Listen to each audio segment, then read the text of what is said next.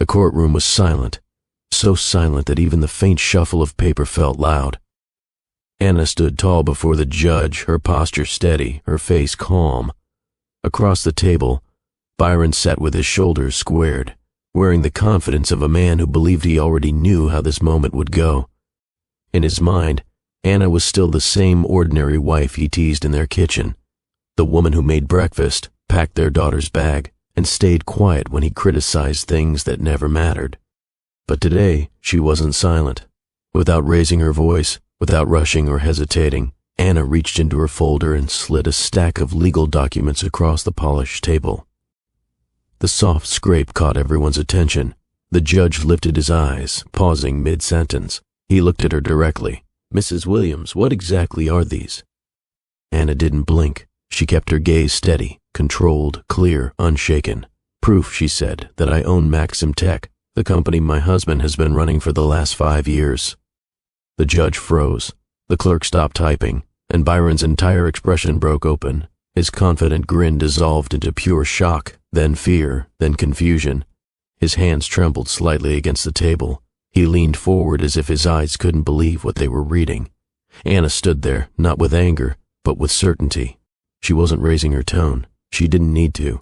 The truth spoke loud enough. "But before we move forward, let me ask you something directly. Have you ever been underestimated by someone who should have stood beside you? Has anyone ever called you ordinary, even though you were the one holding everything together? Have you ever felt invisible, right up until the moment you finally chose yourself? If so, then Anna's journey will feel familiar, because sometimes the quietest person in the room turns out to be the one carrying all the power." The judge exhaled slowly and turned his attention to Byron. "Mr. Williams," he said carefully, "it appears you were working for your own wife." Byron's eyes widened. A flash of memory crossed his face. Carla's name on the restaurant receipt, the late nights, the secrets, the excuses. It all slammed into him at once. He wasn't just losing his marriage today. He was losing the very identity he bragged about. His world didn't crumble slowly. It dropped in an instant. And this story is only getting started, because by the time we reach the end, Byron will lose more than just his marriage. He will lose the illusion that he ever held the upper hand. Stay with this story until the final moment, because you will see how Anna went from a mocked wife to a powerful CEO, a devoted mother, and the woman who rebuilt an entire empire while protecting her daughter and her dignity. But before we continue, before we dive deeper into this story, please like this video, comment for the algorithm, and subscribe to Stories by Mr. Flex. It helps YouTube push this story to more amazing viewers like you. Welcome back to Stories by Mr. Flex, where life's most powerful lessons come wrapped in unforgettable tales. If you're new to this family, thank you for joining us. Please hit the subscribe button, because it helps us share stories like this on YouTube. The sun had barely risen over the quiet California neighborhood when Anna Williams stepped out onto the small patio behind her home. The sky glowed with a soft orange tint, casting a warm haze across the yard. She shifted her daughter, Sharon, gently in her arms. The little girl's curls brushed Anna's cheek as she yawned and blinked her sleepy brown eyes, still adjusting to the brightness of the early morning. Anna carried 2 steaming cups of coffee in her free hand, balancing them carefully while making sure Sharon didn't slip from her embrace. Inside the house, soft footsteps pattered across the floor. Sharon always started her mornings with a burst of curiosity, even on days when Anna felt her spirit stretched thin, her daughter's. Small sounds gave her comfort. Anna set Sharon in her favorite playpen, a bright yellow one decorated with little stars, and handed her a plush toy. The little girl giggled, clapping her hands together. That cheerful sound filled the kitchen and reminded Anna why she pushed through every hardship. Anna walked back toward the counter and placed both cups of coffee near the stove. She inhaled deeply. The smell of coffee meant the start of another day. A day she hoped would be peaceful. A day she hoped Byron wouldn't turn into an argument before lunchtime. Byron stood by the kitchen island, rubbing the back of his neck. His broad shoulders made him look imposing, even in his relaxed t-shirt. Most people at Maxim Tech only saw the polished executive version of him, the confident CEO, the man who commanded entire conference rooms. But here in their kitchen, in the gentle light of dawn, he was just her husband, a little grumpy, distracted and always thinking about work before anything else. Anna handed him a cup of coffee and offered him a warm smile. "Morning," she said softly. He grunted his reply, eyes fixed on the tablet propped beside his plate. The morning news flickered across the screen. No matter how early it was, Byron always seemed to be working, even during breakfast, even during moments when Anna silently wished he would just look at her. Really look at her. But each time, the news, the stock reports, the company updates pulled him in more than she ever could. Anna moved back to the stove and flipped a pancake over in the pan. She had added honey and walnuts, his favorite combination ever since they started dating years ago. She remembered the first time she made it for him. He said it tasted like comfort. Now he didn't seem to notice those small things anymore. She placed a pancake on his plate with a small nod. "I added some honey and walnuts, just how you like it." Byron picked up his fork and poked at the pancake. He frowned slightly before taking a bite. "You'd make better pancakes if you remembered sugar," he murmured between chews. Anna's smile faltered, but she didn't let it fall completely. She'd learned how to hold her expression steady even when his words left a sting. Over time, she became so good at it that he rarely noticed how deeply those small comments cut. He always said them as if they were harmless observations, but they carried weight that settled against her heart every morning. She poured him another cup of coffee, keeping her voice gentle. "I'll try to remember next time." Sharon squealed from her playpen as a bit of pancake Anna had cut earlier slipped off a small plate and hit the floor. The toddler scrambled excitedly toward it, but Anna quickly scooped her up before she could grab it. "Not the floor food, sweetheart," Anna whispered playfully. Sharon giggled and wrapped her tiny arms around her mother's neck. These little displays of affection were what kept Anna grounded. They were moments that made up for the quiet hurt she absorbed daily. As she carried Sharon back to the playpen, Byron smirked and shook his head. "She runs this house more than we do." Anna chuckled politely, though her mind drifted. She wondered when her marriage had transformed from partnership to routine. There was a time when Byron would kiss her forehead every morning, a time when he took her hands and thanked her for even the smallest act of kindness. But now, each morning felt like walking on thin ice. One misplaced word could send him into a cold silence. One imperfect breakfast could earn her a comment she'd remember all day. Still, Anna reminded herself to breathe, to stay calm, to focus on the love she held for her daughter. She didn't like to linger on the thought that she had become invisible in her own home. After cleaning up the kitchen, she scooped Sharon into her arms again. It was time for preschool. She grabbed the little backpack hanging by the door and slipped in Sharon's sippy cup, a change of clothes, and her favorite stuffed elephant. "Ready to go?" Anna asked softly. Sharon nodded, her curls bouncing as she clapped her hands. They stepped outside. The crisp California air greeted them with a gentle breeze. The morning sun cast soft shadows along the driveway as Anna loaded Sharon into the car seat. She gave her daughter a kiss on the forehead before closing the door and sliding into the driver's seat. As she drove, Anna thought about her upcoming responsibilities at work. Most people didn't know she held shares in the company. They assumed she was a regular employee. She kept that information guarded, not out of shame, but because she didn't want her identity attached to her father's fortune. She wanted her work to speak for itself. When they arrived at the preschool, Sharon's teacher greeted them warmly. Anna handed her daughter over, exchanged a few light-hearted words, and watched as Sharon toddled off to join her friends. With that same tender smile on her face, Anna headed back to her car. Her next stop, Maxim Tech Tower. The skyscraper glimmered in the sunlight, its blue-tinted windows reflecting the city around it. Inside, employees hustled from one meeting to another. The elevator chimed as Anna stepped in and pressed the button for her floor. Maxim Tech was Byron's world, or so he believed. He ruled with confidence, guiding teams and making decisions that affected the company's future. Anna respected his dedication, but she also saw how much of himself he poured into his position, while neglecting the life they shared. When she walked into her department, familiar faces greeted her with nods. Marcus, a project coordinator known for his upbeat energy, waved at her as he passed by. "Morning, Anna," he said. "You're ready for that pitch later, right?"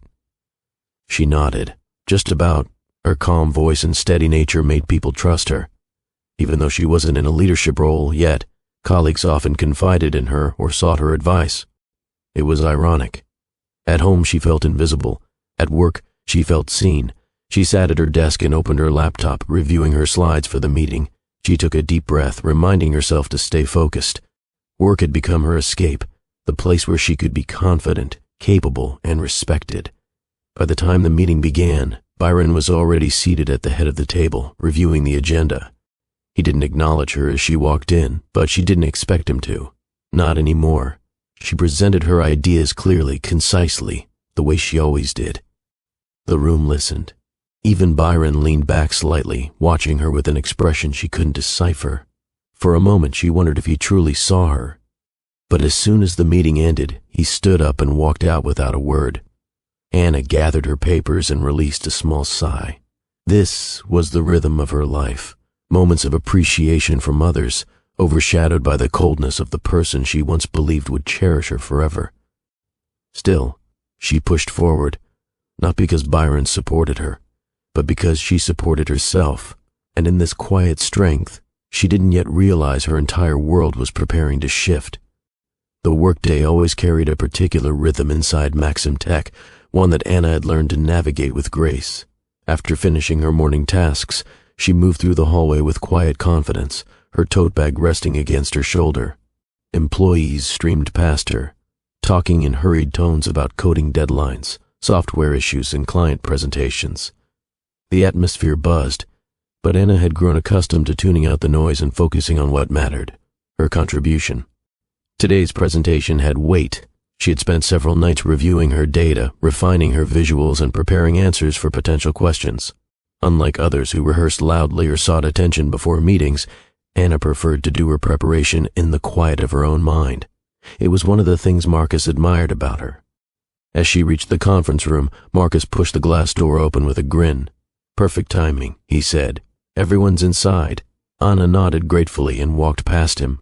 Marcus always made her feel like she belonged. He didn't treat her as someone overshadowed by the CEO. He saw her as a colleague, one who worked hard and deserved recognition. Inside the room, team members gathered around the long table. Byron sat at the far end, the head of the table as always, reviewing something on his tablet. He didn't glance up as Anna entered. His posture remained focused, detached, and entirely consumed by work. Anna took her seat and organized her notes. She could feel the tension in her shoulders easing into something steadier. Presentations gave her a sense of control, a place where her words mattered, where her voice wasn't dismissed or overshadowed. The meeting began with the usual formalities. Byron addressed the group, first, outlining the goals for the quarter.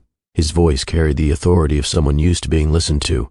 His suit jacket hung perfectly on his frame, and even his gestures matched the polished image of a corporate leader. Yet Anna knew the man beyond this boardroom. She knew the version who fussed over pancakes, overlooked effort, and dismissed her ideas at home without a second thought. Watching him command the room made her chest tighten with a mixture of admiration and disappointment. It reminded her of the gap between who he once was and who he had become. When it was her turn, she rose from her seat and connected her laptop to the projector. The screen lit up with her opening slide. "Good morning," she began, her voice steady, warm, confident.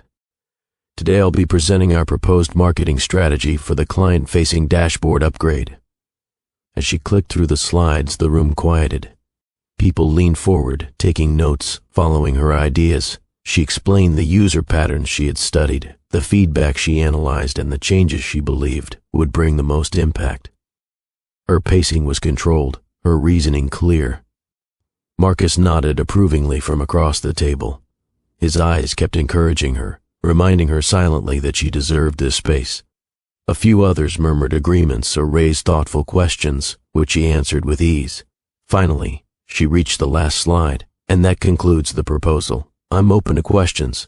The room paused. Then Byron looked up at her. It wasn't the dismissive glance she sometimes received at home. His expression carried something more complex, a mixture of assessment and recognition. He tapped his pen against the table slowly, thoughtfully. "The data alignment looks solid," he said. "The customer projections are clearer than last quarter's. Good work." It wasn't praise exactly, but coming from Byron, it was more acknowledgement than she usually received. She felt a flicker of pride, followed by confusion. He rarely complimented her anymore, even in subtle ways. It left her wondering whether this was a moment of genuine respect or just professional courtesy. The meeting moved on, and conversations shifted to upcoming deadlines and resource planning. But as Anna took her seat again, she felt a curious mix of satisfaction and longing. She wanted Byron to see her, not just as an employee or someone who held things together at home, but as a partner, someone who mattered. When the meeting adjourned, people slowly filed out. Byron lingered a moment longer, typing on his tablet. Anna hesitated before closing her laptop. Maybe today would be different. Maybe he'd say something meaningful, something kind. Yet he simply rose, tucked his tablet under his arm, and walked out without making eye contact. The familiar ache returned. Marcus approached her with an easy smile. "You did great, Anna. Honestly, your clarity saves us every quarter." She exhaled softly. "Thanks, Marcus. I appreciate it. You should. I mean it." His sincerity warmed her. It was a small comfort in a day that already felt heavy. After the meeting, Anna made her way back to her desk. Passing the executive hallway, she caught a glimpse of someone new, a woman with sleek hair and a fitted blazer, laughing lightly at something Byron said. The sight made Anna pause. She recognized her instantly. Carla. She remembered Byron mentioning her in passing weeks ago, a new marketing director who brought fresh energy to the team. Nothing suspicious at the time, but today, the laughter felt too familiar, too comfortable, their proximity too easy. Anna tried to shake it off as she headed to her workstation. She didn't want to jump to conclusions, not when she knew how stressful Byron's job could be. He always seemed to have a lot on his mind. Maybe this was just another work conversation. Maybe she was reading too much into it, but something in her body tightened, a small warning she tried to ignore. Once seated at her desk, Anna opened her emails. Among them was a message from HR praising her recent success on another project. She smiled slightly, grateful someone noticed. Her good work rarely reached the top. Byron was often too preoccupied to acknowledge it, yet this recognition reminded her of something deeper, her hidden identity. As she looked around the office floor, she observed other employees moving about, unaware of her connection to Maxim Tech beyond her job title. They didn't know she held shares. They didn't know her father had built part of this company. They didn't know she had influence far beyond what her job description showed. She had chosen that secrecy on purpose. Years ago, when she joined under her maiden name, Williams, she wanted to establish herself without special treatment. She believed in hard work. She believed in fairness. She believed that earning respect was more valuable than inheriting it. But now, a strange thought crossed her mind. Would Byron treat her differently if he knew? Or would he resent her even more? She pushed the thought aside. Her secrecy wasn't about him. It was about protecting her values, her work ethic, her truth. The day wore on. Projects stacked, tasks multiplied. The office hummed with its usual rhythm, but Anna felt detached, drifting between focus and unease. Every time she passed the hallway, she glimpsed Byron talking with Carla, sometimes at the copy machine, sometimes by the coffee counter, sometimes in his office with slightly closed blinds. Her stomach tightened each time. It wasn't the normal coworker interaction that bothered her. It was the subtle familiarity, the leaning in, the small laughs, the way Byron's eyes softened when he spoke to her. He hadn't looked at Anna that way in months. When lunchtime arrived, Anna grabbed her purse and headed toward the parking lot. She preferred to eat in her car. The quiet of those moments became her small sanctuary, a break from the constant swirl of work and home tensions. She settled into the driver's seat and dialed her mother, needing a hint of comfort. Her mother's voice immediately brightened her mood. "How's my girl doing?" Marlene asked, cheerful as always. Anna smiled. "We're doing okay." Sharon was excited this morning. She wouldn't let go of her elephant. Marlene chuckled. "That child loves her routine, takes after you." They talked about Sunday dinner plans, family updates, and Sharon's recent attempts to sing the alphabet. Anna laughed softly as she described Sharon insisting on wearing 2 shoes on the same foot. Moments like these lifted her spirit. But as her mother kept talking, Anna's eyes drifted back toward the office building. She spotted Byron walking beside Carla in the courtyard. Their conversation seemed relaxed, too relaxed. Carla lightly touched his arm as they spoke.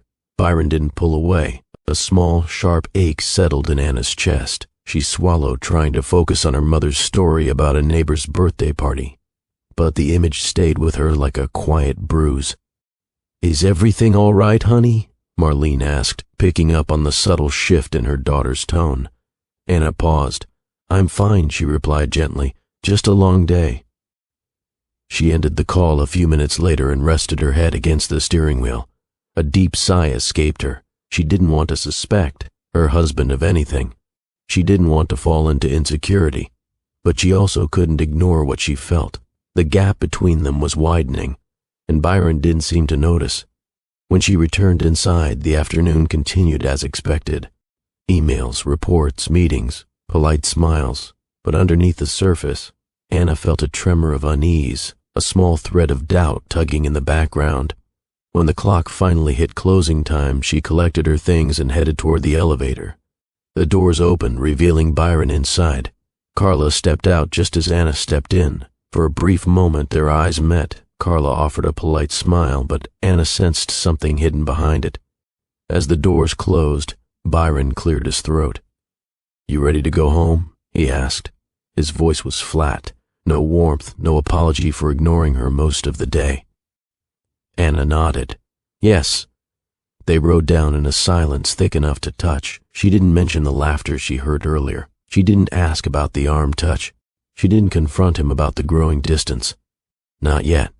But something inside her whispered that this silence was the beginning of something she wasn't ready to face.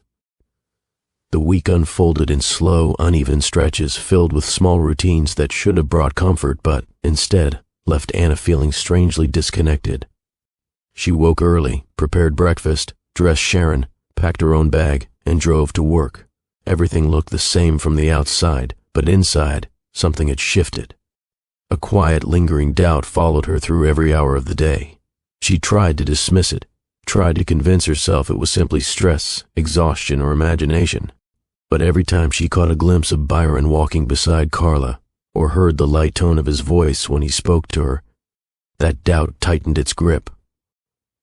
On Friday evening, the sky dimmed into muted shades of blue as Anna pulled herself out of her car.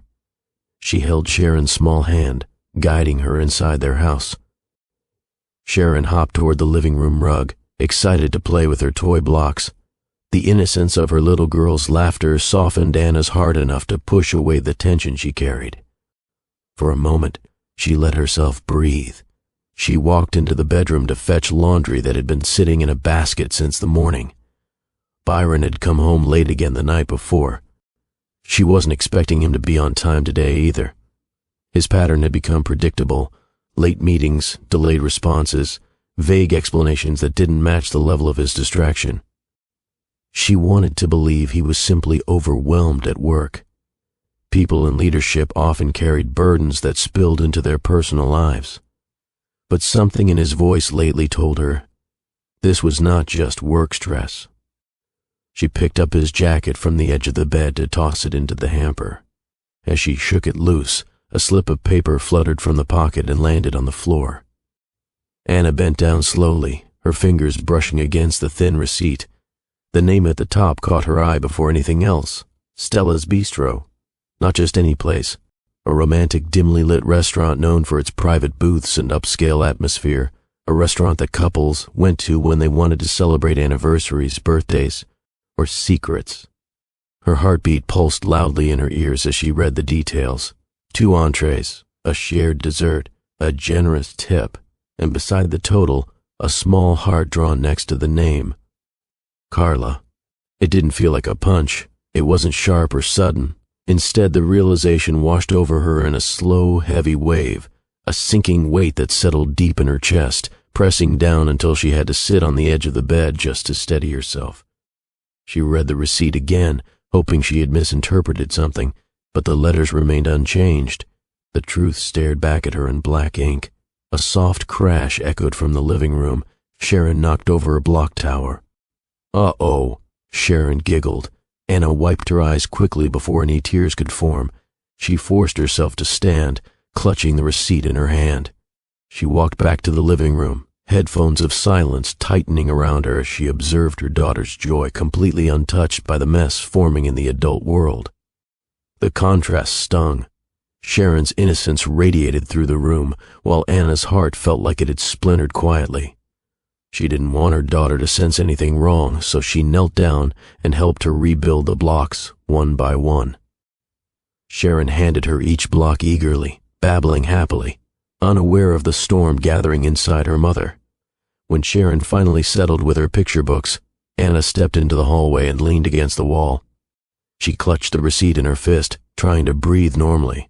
Memories rushed in. Late nights Byron claimed he stayed at the office.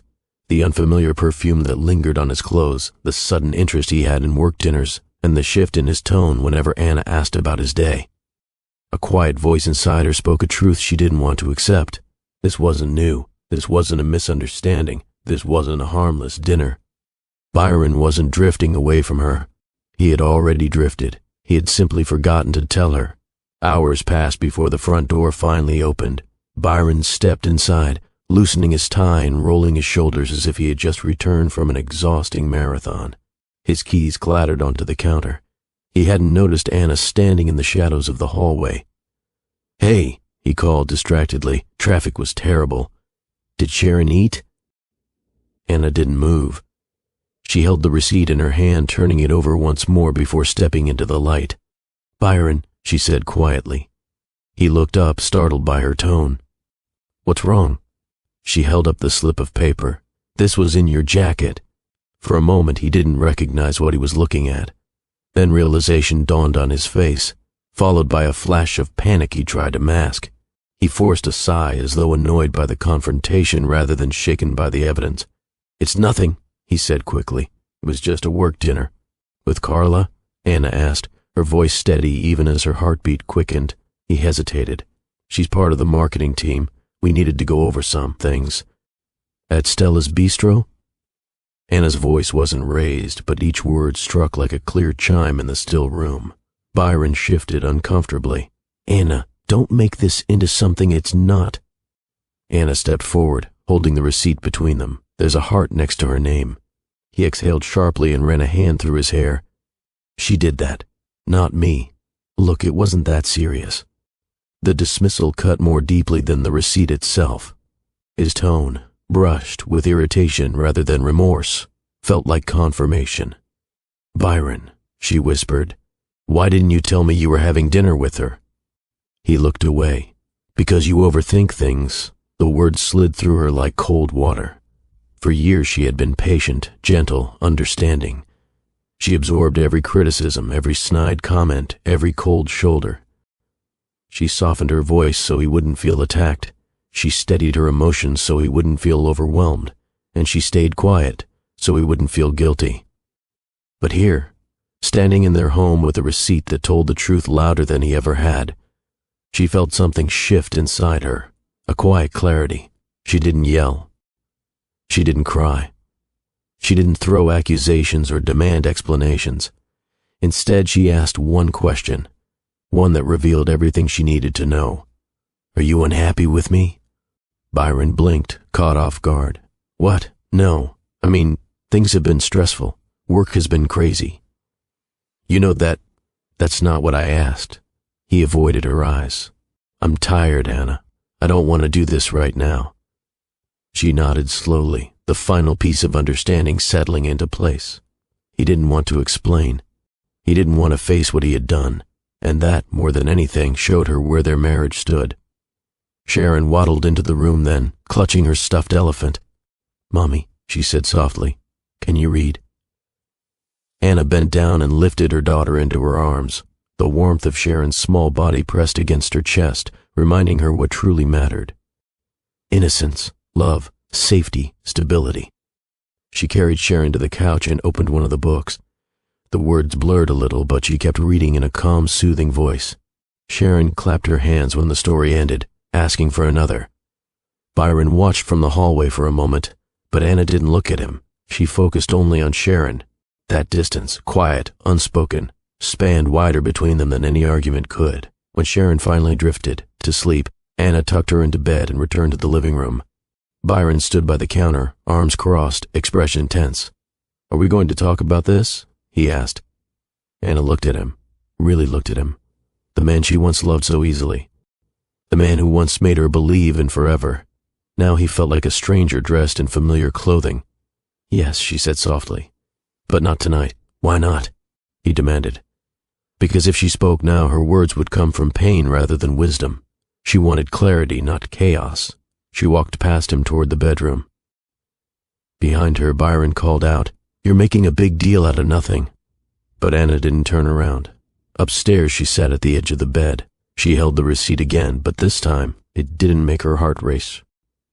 She felt something entirely different, a quiet strength beginning to take shape, a whisper of resolve she had never allowed herself to consider before. She thought of Sharon's laughter. She thought of the long nights she spent alone. She thought of the mornings she forced a smile despite feeling unseen. She thought of how easily Byron dismissed her concerns. She thought of the woman she used to be and the woman she wanted to become. And somewhere deep within her, a decision began forming, not abrupt, not angry, but born from a place of self-respect that had been waiting patiently to rise. She wasn't ready to say it aloud, not yet, but she knew. The first crack in her marriage had widened, and soon she would walk through it. The morning after Anna confronted Byron with the receipt felt impossibly heavy. Sunlight drifted through the curtains, but instead of warming the room, it seemed to expose every crack in the silence between them. Anna sat at the edge of the bed for a long time before getting up, gathering her thoughts slowly, almost painfully. She wasn't ready for final decisions, but she knew she needed one last attempt, an honest, vulnerable moment to see if Byron could still reach her, or if the marriage was already gone. Downstairs, she found him sitting at the table with his head buried in his hands. He looked tired, as if he hadn't slept much. The coffee in front of him had cooled, untouched. Sharon was in her high chair, swinging her legs while munching cereal happily. The innocence of her smile softened Anna for a moment. It reminded her why she couldn't simply walk away without knowing she had tried everything. She walked into the kitchen quietly. Byron lifted his head but didn't speak. "Can we talk?" Anna asked softly. He nodded, though the reluctance in his eyes was clear. She waited until Sharon was distracted by her toys before she sat across from him. She placed her hands on the table, not accusing, not defensive, just open. "Byron, I need to understand what's happening between us." He rubbed the back of his neck. "I told you, Anna. It wasn't what you think." She held his gaze. "It isn't about the receipt alone. It's about how distant you've been, how you avoid conversations, how you come home late, how you talk to Carla at work. I feel like I'm losing my husband." He looked away sharply, as though her words stung more than he wanted to admit. "You're not losing me," he muttered. "I've just been busy." "That's not enough," she whispered. "Not anymore." He sighed. "So what are you asking me?" Anna swallowed. "I'm asking if you still want this marriage. Do you want us? Do you want this family?" For a moment, something flickered in his eyes. Fear, guilt, recognition? She couldn't tell. But then he sighed again, long, tired, uninterested. "Anna, I'm stressed. Work is demanding. The company needs attention. I can't be everything to everyone, all the time." "I'm not asking for everything," she said softly. "I'm asking for honesty." He pushed back his chair abruptly. "I told you, there's nothing going on." "But you didn't deny the connection," she said gently. His silence confirmed what he tried so hard to hide. "Byron," she said, her voice trembling slightly, "I need you to take accountability for how your actions have affected us." He scoffed. "You're blowing this out of proportion." Those words hit harder than the receipt itself. Her heartbeat pounded in her ears. She forced herself to stay calm. Losing her composure wouldn't bring clarity. It would only fuel more deflection. "I'm trying," she whispered. "I'm trying to save what we have."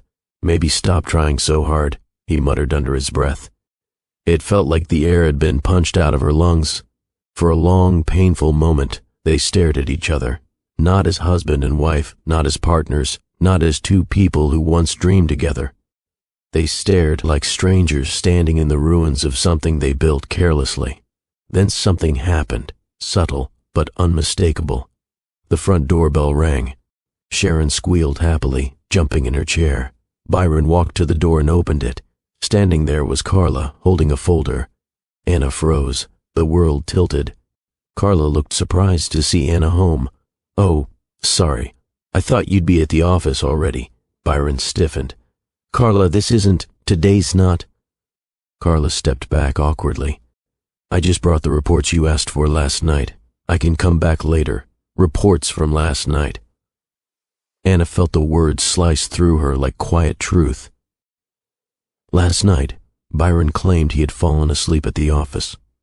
Carla placed the folder into his hands, murmured an apology, and hurried down the walkway. Byron shut the door slowly, avoiding Anna's gaze. When he turned around, she was already gone from the kitchen. She stood at the foot of the staircase, her hands trembling slightly, her grip tightening on the railing. Anna, he said quickly, it isn't what it looks like. Stop, she whispered. Just listen. Stop lying. The calm firmness in her voice startled him. She wasn't yelling. She wasn't crying. She wasn't pleading. Her stillness carried more weight than any outburst could have. I gave you the chance to tell me the truth, she said. I asked you directly. You still chose to hide. He ran his hand through his hair anxiously. It didn't mean anything. You have a wife, she replied, and a daughter. That should mean something. He winced. You're making assumptions. I saw the receipt. I saw her just now. I've seen the way you look at her at work. I've heard the excuses. I've felt the distance. I'm not imagining this, Byron. His expression twisted, part guilt, part frustration, part denial. Anna, I said I'm stressed. Work is complicated right now. Carla's just someone helping me handle things. She stared at him long and hard. Do you hear yourself? You're justifying your closeness to her and dismissing your distance from me. He looked away. That silence, heavy and undeniable, became the breaking point. Anna took a deep breath. I can't keep trying alone. He stepped toward her. Don't do anything drastic. I'm not, she said. I'm doing what I should have done when you stopped showing up in this marriage. What's that supposed to mean? It means, she whispered, I'm preparing myself, preparing Sharon, preparing a life where I don't have to beg you to see me. His jaw tightened. So what? You're leaving? Not today, she said, but soon. He stared at her, stunned. Maybe he had expected tears. Maybe he had expected her to break down. But not this. The quiet strength he never bothered to recognize. Anna. His voice softened, almost pleading. We can talk about this later. She shook her head. Talking hasn't changed anything. She turned away, walking toward Sharon's room to pick out clothes for preschool. Her hands moved calmly, folding small shirts, organizing her daughter's things. But inside, something had settled into place. A resolve she couldn't ignore. A clarity she could no longer soften. A truth she could no longer bury beneath excuses. She wasn't leaving out of anger. She wasn't leaving to punish him. She was leaving to protect herself and her daughter from a life where love was replaced with carelessness. By the time Byron appeared at the doorway, Anna had already zipped Sharon's backpack and set her shoes by the door. Anna, he said quietly, we can fix this. She lifted her eyes slowly. No, she whispered. You would have fixed it before it broke. He inhaled sharply, unable to respond. Sharon ran into the room then, clutching her stuffed elephant, laughing with complete joy as she wrapped her arms around Anna's legs. Anna bent to hug her daughter, holding her close. The warmth of Sharon's small arms steadied her shaking heart. For a moment, Anna allowed herself to rest in that embrace. Over Sharon's head, she saw Byron standing there, his face full of something that looked a lot like regret, but regret that came too late. Anna kissed Sharon's forehead and stood. Let's go, she said softly. As she walked past Byron, she didn't look back, because something inside her had clicked into place. This marriage had reached its breaking point, and she was done trying to hold it together alone. Anna stood in the middle of the bedroom after returning home from taking Sharon to preschool, staring at the open suitcase on the floor.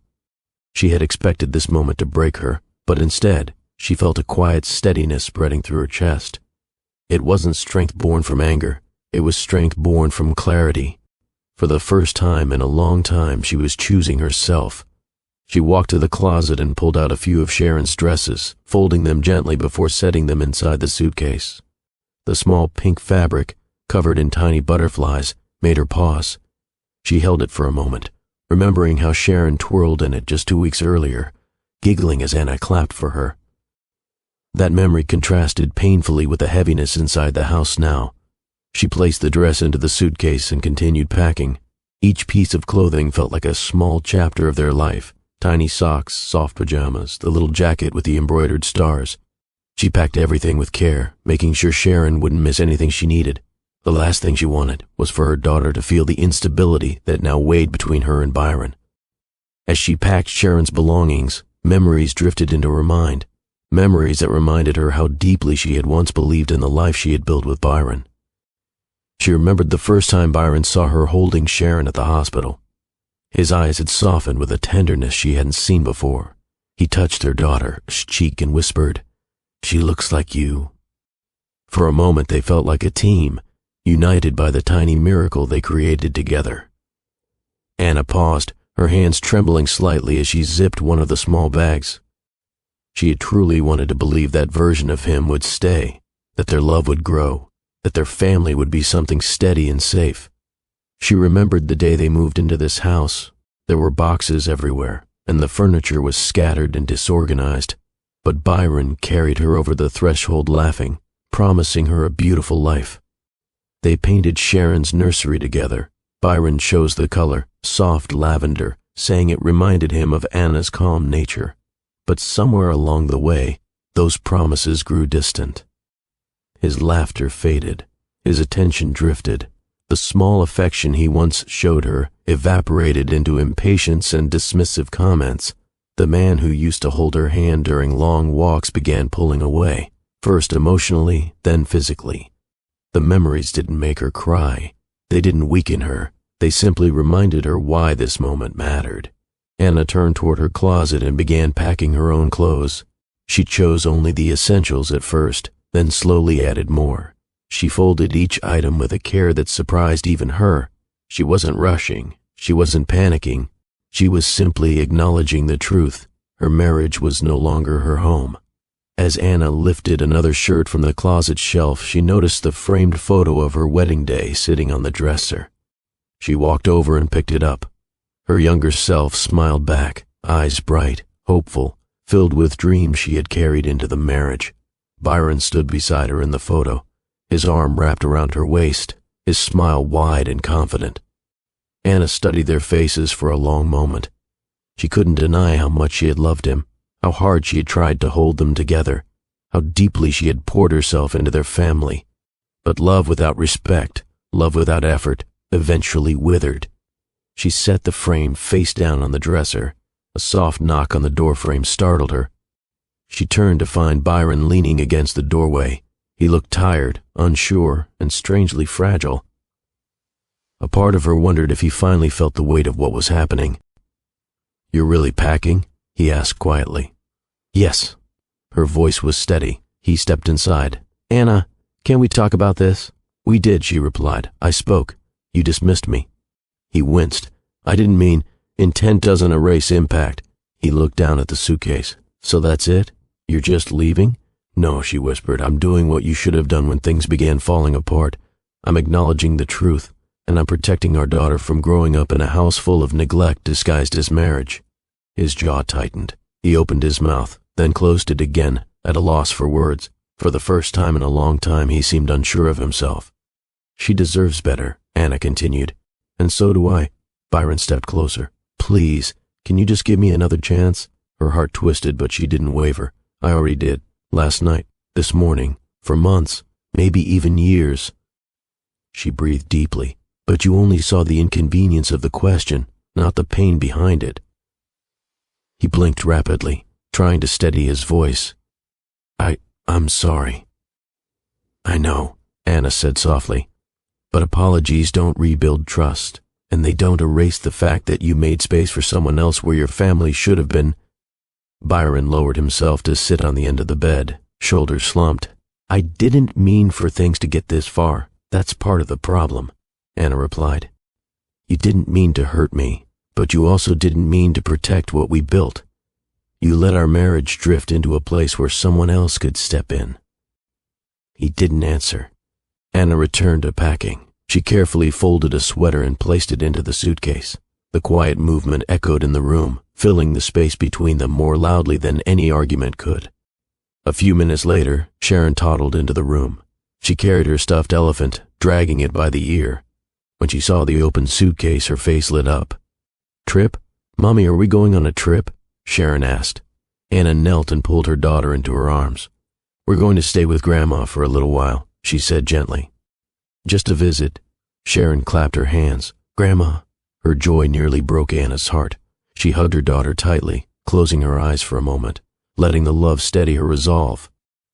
Behind them, Byron watched silently, his expression heavy with regret. He didn't interrupt. He didn't try to sway Sharon's excitement. He simply stood there, witnessing the consequences he never imagined would unfold. When the suitcases were finally packed, Anna lifted them and rolled them toward the doorway. Sharon followed with her tiny backpack bouncing against her clothes. Anna walked downstairs slowly, each step feeling like a farewell to the life she once believed would last forever. Byron followed at a distance, the weight of his silence pressing through the hallway. When they reached the front door, Anna paused. She turned to Byron. "You'll always be Sharon's father," she said softly, "but I can't be the only one fighting for this family." He swallowed hard. "Anna, this is not out of spite. This is not revenge. This is survival." He pressed his lips together, eyes glistening in a way she had never seen before. For a moment it looked like he might reach for her, might say something meaningful, something real, but he didn't. His hand hovered in the air, then fell to his side. He watched as she lifted Sharon into her car seat, watched as she buckled her in, watched as she closed the door gently, watched as she opened the driver's door, her eyes still calm despite the storm he had created. He managed one sentence before she stepped inside. "Don't go." Anna looked at him, not with anger, not with hatred, but with absolute clarity. "I have to," she whispered. And then in her heart she made the vow that would define the rest of her life. Never again. Never again would she shrink to fit someone's comfort. Never again would she bury her pain to protect someone else's ego. Never again would she confuse endurance with love. Never again would she wait for someone to value her. She started the engine. Byron stood frozen on the driveway, hands limp at his sides, unable to speak, unable to move, unable to undo what he had done.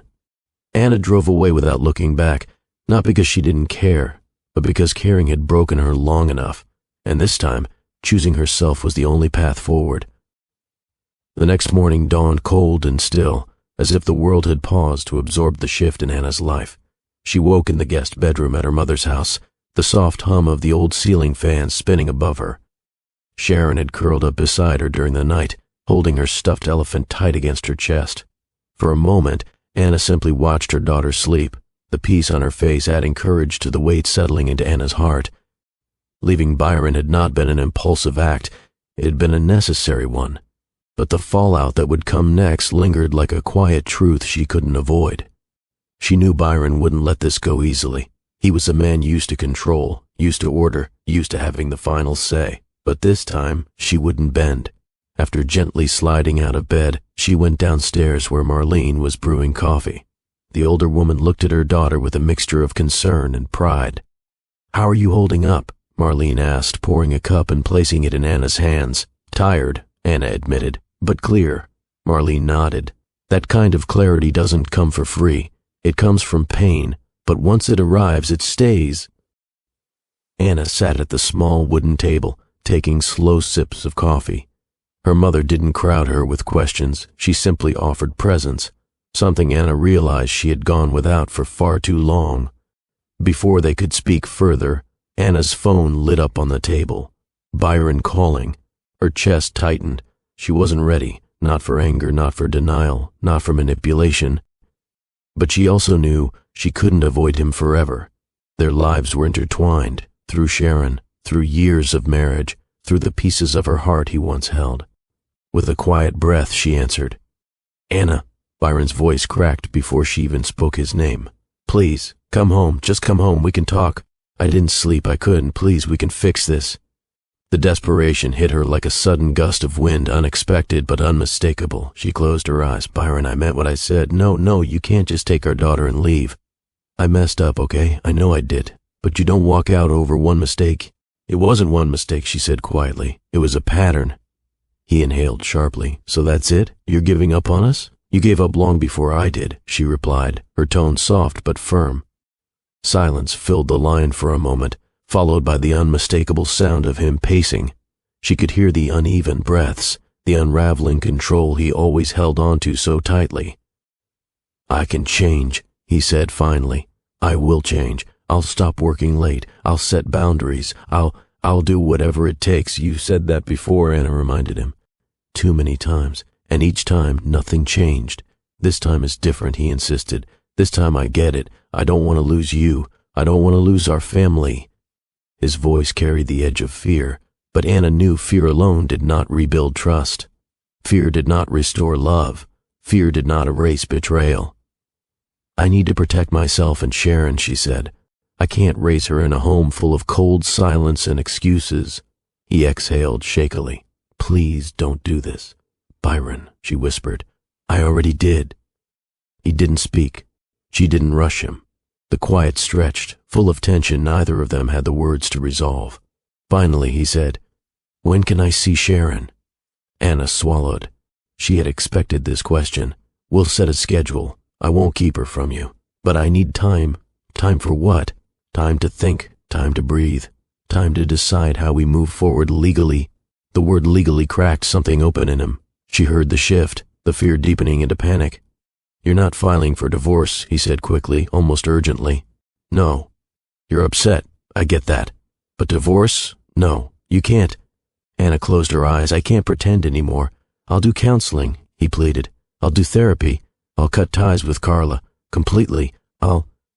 This isn't about her anymore, Anna said. It's about everything. He fell silent again. When he finally spoke, his voice was a whisper. I didn't think you'd actually leave. I know, Anna replied. That was part of the problem. After she hung up, she sat in the quiet kitchen, letting the weight of the moment sink into her. Byron was unraveling, his confidence cracking under the realization that his marriage was truly slipping through his hands. But she didn't feel triumph. She didn't feel revenge. She felt grief.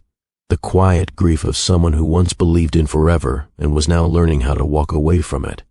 Later that afternoon, after picking up Sharon from preschool, Anna drove to a small park near her mother's house. Sharon ran toward the swings, giggling as her tiny legs carried her across the grass. Anna sat on a bench, watching her daughter's joy, willing it to anchor her heart. She pulled her folder from her bag, the one she hadn't opened in years.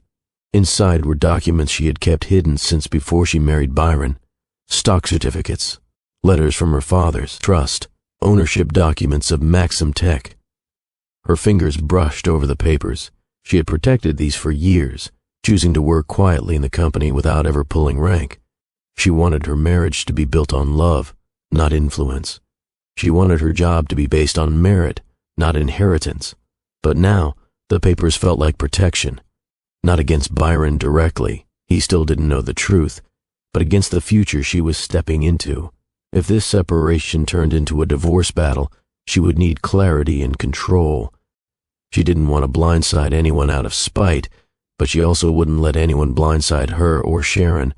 For the first time, she considered revealing her truth. Not yet, not to Byron, but to herself. She unfolded one of the letters, her father's handwriting greeting her across the page. He had written it when he was sick, knowing he might not live to see her future. Anna, your heart is generous, but protect it. This inheritance is not for pride, but for security. Use it only when necessary. Use it to shape the world, not to burden yourself with it. She exhaled softly, her eyes warming with unshed tears. She whispered, Dad, I think this is one of those moments you meant. For years, she felt the weight of these documents. She didn't want Byron to marry her for money. She didn't want coworkers to treat her differently. She wanted a real life, a normal one, a grounded one. But now that normalcy had fractured, leaving her standing on unfamiliar ground. Sharon ran back toward her, climbing into her lap. Anna brushed her daughter's curls back gently. Of course, sweetheart. She stood behind the swing, pushing slowly while Sharon squealed with joy. The innocence of that sound filled the air, reminding Anna why she had to move forward with intention and strength. That evening, after Sharon fell asleep, Anna sat on the edge of the bed with her laptop open. She began drafting an email, one she never thought she'd write. It was to a family attorney her father had trusted years ago. She didn't send it yet. She reread it several times, letting each word settle into place. I need guidance on separation and asset protection. Please advise on the next steps. I also need clarification on the legal process surrounding divorce. Anna Williams. Once satisfied, she saved the draft. Not sent, not confirmed, but ready. She also prepared a separate folder on her laptop labeled Documentation for Legal Proceedings. Inside, she began placing digital copies of everything she needed, photos of the receipt, a written timeline of Byron's behavior, screenshots of text exchanges, notes on emotional patterns and neglect, scanned copies of her inheritance letters. It felt surreal, painful, but necessary. She wasn't planning to hurt Byron. She wasn't planning to destroy him. She was planning to protect herself and her daughter from further harm. As she arranged the documents, her phone vibrated on the nightstand. Another message from Byron. I love you. Please, please talk to me. I'll do anything. Anna read it slowly, but the words no longer held power over her the way they once did. Love wasn't enough. Desperation wasn't enough. Promises weren't enough. Only actions could mend what was broken, and his actions had come too late. She turned off the phone, placed it face down, and closed her laptop. For the first time in years, she slept with a clear conscience, not because everything was solved, far from it, but because she had finally taken the first step toward owning her life again. The morning of the hearing arrived colder than expected, the kind of cold that seeped into the bones before anyone stepped outside. Anna stood in front of the bathroom mirror at her mother's house, buttoning the cuff of her simple, elegant blouse. She had chosen an outfit that reflected her mindset, calm, steady, not here to fight, but to finalize what had already broken. Sharon slept in the next room, tucked under a soft blanket, while Marlene prepared breakfast downstairs. It felt strange getting ready without the usual rush of packing a lunch bag or convincing a 3-year-old to put her shoes on. This morning had a different weight, quiet, focused, final. Anna inhaled deeply. She was not here to argue with Byron. She was not here to negotiate feelings or drag out heartache. She was here to close a chapter that had already ended long before the judge's gavel would fall. When she stepped into the hallway, Marlene handed her a travel mug of tea. "You're stronger than you think," her mother whispered. "I know," Anna whispered back. She kissed Sharon's forehead gently before leaving. The child stirred but did not wake. Anna walked out to her car, her heart steady in a way it had not been in months.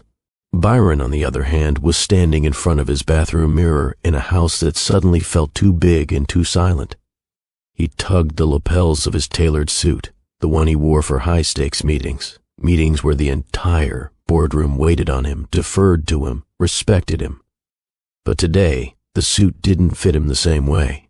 His reflection looked strained, his shoulders tense, his jaw tight as if he'd been clenching it all night. He had slept maybe an hour, pacing the floors, replaying the moment Anna drove away. The image haunted him, her steady eyes, the quiet resolve, the parting message that cut deeper than she realized. I have to. He couldn't shake it. He still couldn't believe she had actually left. He grabbed his coat, his keys, and walked out to his car, the driveway echoing with the sound of his footsteps. He hesitated before getting in, hoping somehow the hearing would give him a chance to make things right. He still believed he could salvage something. He still believed he could convince Anna to try again. What he didn't know was that she wasn't coming to court with emotions, she was coming with documents. The courthouse steps were lined with people moving in and out, lawyers, families, individuals carrying folders and heavy thoughts. Anna walked up the stairs with intentional calm, each step firm and sure. She carried a simple black folder tucked under her arm, her expression unreadable. Byron spotted her from across the walkway. Something sharp twisted in his stomach. She looked composed, unshakable. He wanted to run to her, apologize again, hold her hands, anything to erase the distance she had built around herself. But she didn't look at him. She walked past him with a soft, polite nod, nothing more. Her simplicity unsettled him more than anger ever could have. They entered the courtroom together, but worlds apart. The judge's bench stood tall at the front, a symbol of authority neither could outrun. Wooden pews lined the room, filled with other waiting cases. The air held a quiet hum, the low murmur of conversations mixing with the shuffling of paper. Anna took her seat confidently. She placed her folder on the desk, her hands resting lightly on top of it. Byron sat beside her but slightly turned, as if afraid to get too close. His leg bounced beneath the desk, a nervous habit he usually hid well.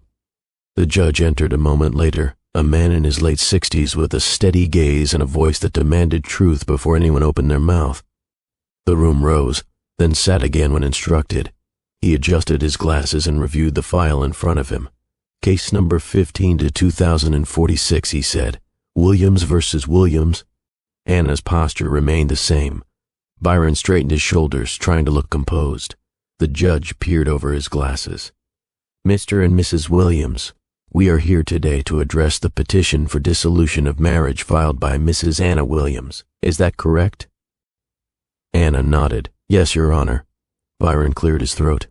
Your Honor, I want to make it clear that I'm not in agreement with this. I believe this marriage can still be repaired.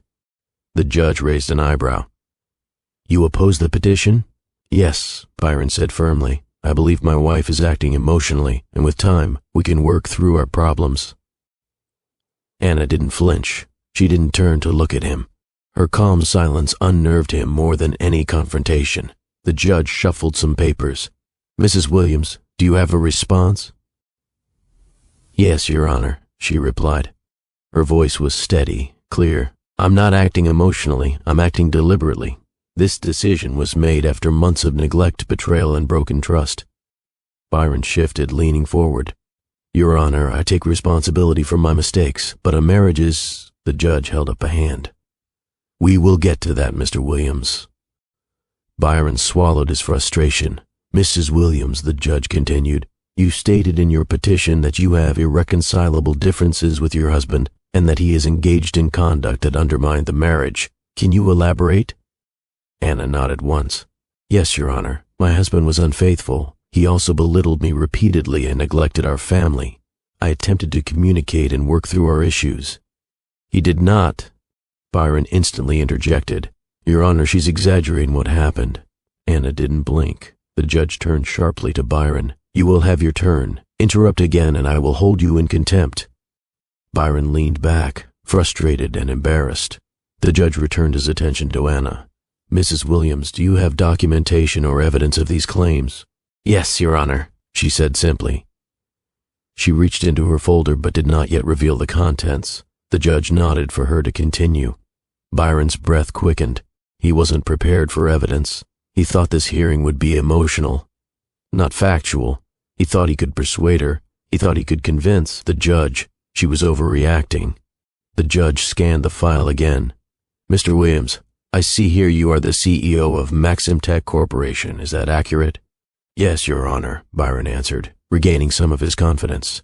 I've led the company for years, and Mrs. Williams is listed as an employee in the same company? Yes, in a different department, Byron said. The judge looked at Anna. Mrs. Williams, do you concur with that statement? I worked at the company, yes, Anna replied. But there are details missing from that summary. Byron glanced at her sharply. What details? She didn't acknowledge him. The judge leaned back in his chair, sensing the tension shift. Mrs. Williams, would you like to clarify? Anna opened her folder slightly, keeping the judge's gaze. I will clarify at the appropriate moment, Your Honor. Byron stiffened. The judge nodded. Very well. We will continue. He turned to Byron again. Mr. Williams, your wife alleges you engaged in an extramarital relationship. Do you refute this claim? Byron's jaw tightened. Your Honor, nothing happened. It wasn't an affair. It was friendship. The judge's expression hardened. Were you going out to dinner with this individual? Occasionally. For work. Were you texting late at night? Sometimes. She was on my team. Was your wife aware of these outings? Byron hesitated. Not always. So you were hiding the communication? Byron grimaced. I didn't think it was important. Anna closed her eyes for a moment. Not at the pain, but at the predictability. The judge looked unimpressed. Mr. Williams, your explanation is inconsistent. The behavior, combined with the testimony, aligns with emotional betrayal at minimum. Do you understand the seriousness of this? Byron's shoulders slumped slightly. Yes, Your Honor. His pride cracked. His desperation showed. He glanced at Anna, wishing she'd look back at him. She didn't. She sat still, hands folded neatly over her documents, the quiet strength of someone who had already cried her last tear long before entering this courtroom. When the judge continued, Byron attempted to salvage what he could. Your Honor, I'm not perfect, but I love my wife. I provide for my family. I run a successful company. I made mistakes, yes, but I don't deserve to lose my marriage over misunderstandings. Anna finally turned her head. Her eyes met his. There was no anger, only truth. You didn't lose your marriage today, she said quietly. You lost it long before I walked into this courtroom. Byron flinched. The judge tapped his pen twice. We will take a brief recess. When we return, Mrs. Williams, you may present any further documentation you deem relevant before we proceed to final consideration. Anna nodded. Byron swallowed hard, sensing something was shifting far beyond a simple divorce proceeding. He didn't know how right he was. The recess lasted only 15 minutes, but to Byron, it felt like an eternity. He paced the hallway, hands shaking slightly as he tried to control his breathing. Every few moments he glanced toward the courtroom door, hoping Anna would walk out. Look at him, give him something, anything, that suggested this was still salvageable. But Anna remained inside. She stayed seated at the plaintiff's table, calmly reviewing the contents of her folder, flipping through each sheet with quiet intention. Her face showed no hesitation, no second thoughts. The woman who once waited for Byron to change was gone. In her place sat someone who understood her worth, her leverage, and her future. When the bailiff finally opened the door and called everyone back in, Byron felt the air thicken around him. He returned to his seat, unable to stop glancing at Anna. She didn't look back. The judge entered again.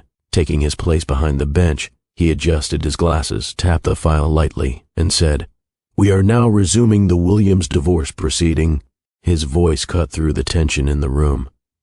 Mrs. Williams, he continued, before the recess, you indicated you had additional documentation relevant to this case. The court is prepared to review anything you wish to present. Anna nodded once. She opened her folder with calm precision. The papers inside were neatly arranged. Certificates, letters, stamped documents with seals. Everything had been prepared not for theatrics but for truth. Byron's heart pounded harder. Anna rose slowly. She stood with the serene composure of someone who had already made peace with what she was about to do.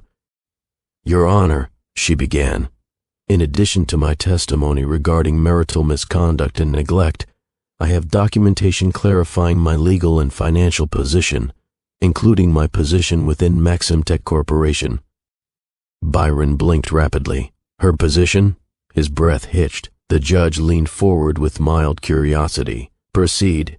Anna handed the bailiff the first set of documents. The bailiff walked them up to the bench and placed them before the judge. The judge adjusted his glasses and began reading. At first, he didn't react. He scanned the top page, then the next. But on the third page, his eyes lifted sharply. He read it again, then again. His expression shifted subtly, controlled but unmistakable.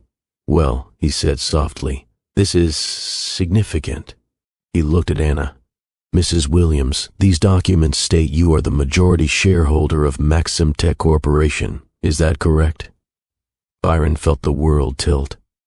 Anna nodded. Yes, Your Honor. The judge looked genuinely stunned. For how long have you held this position? Since my father passed, she replied.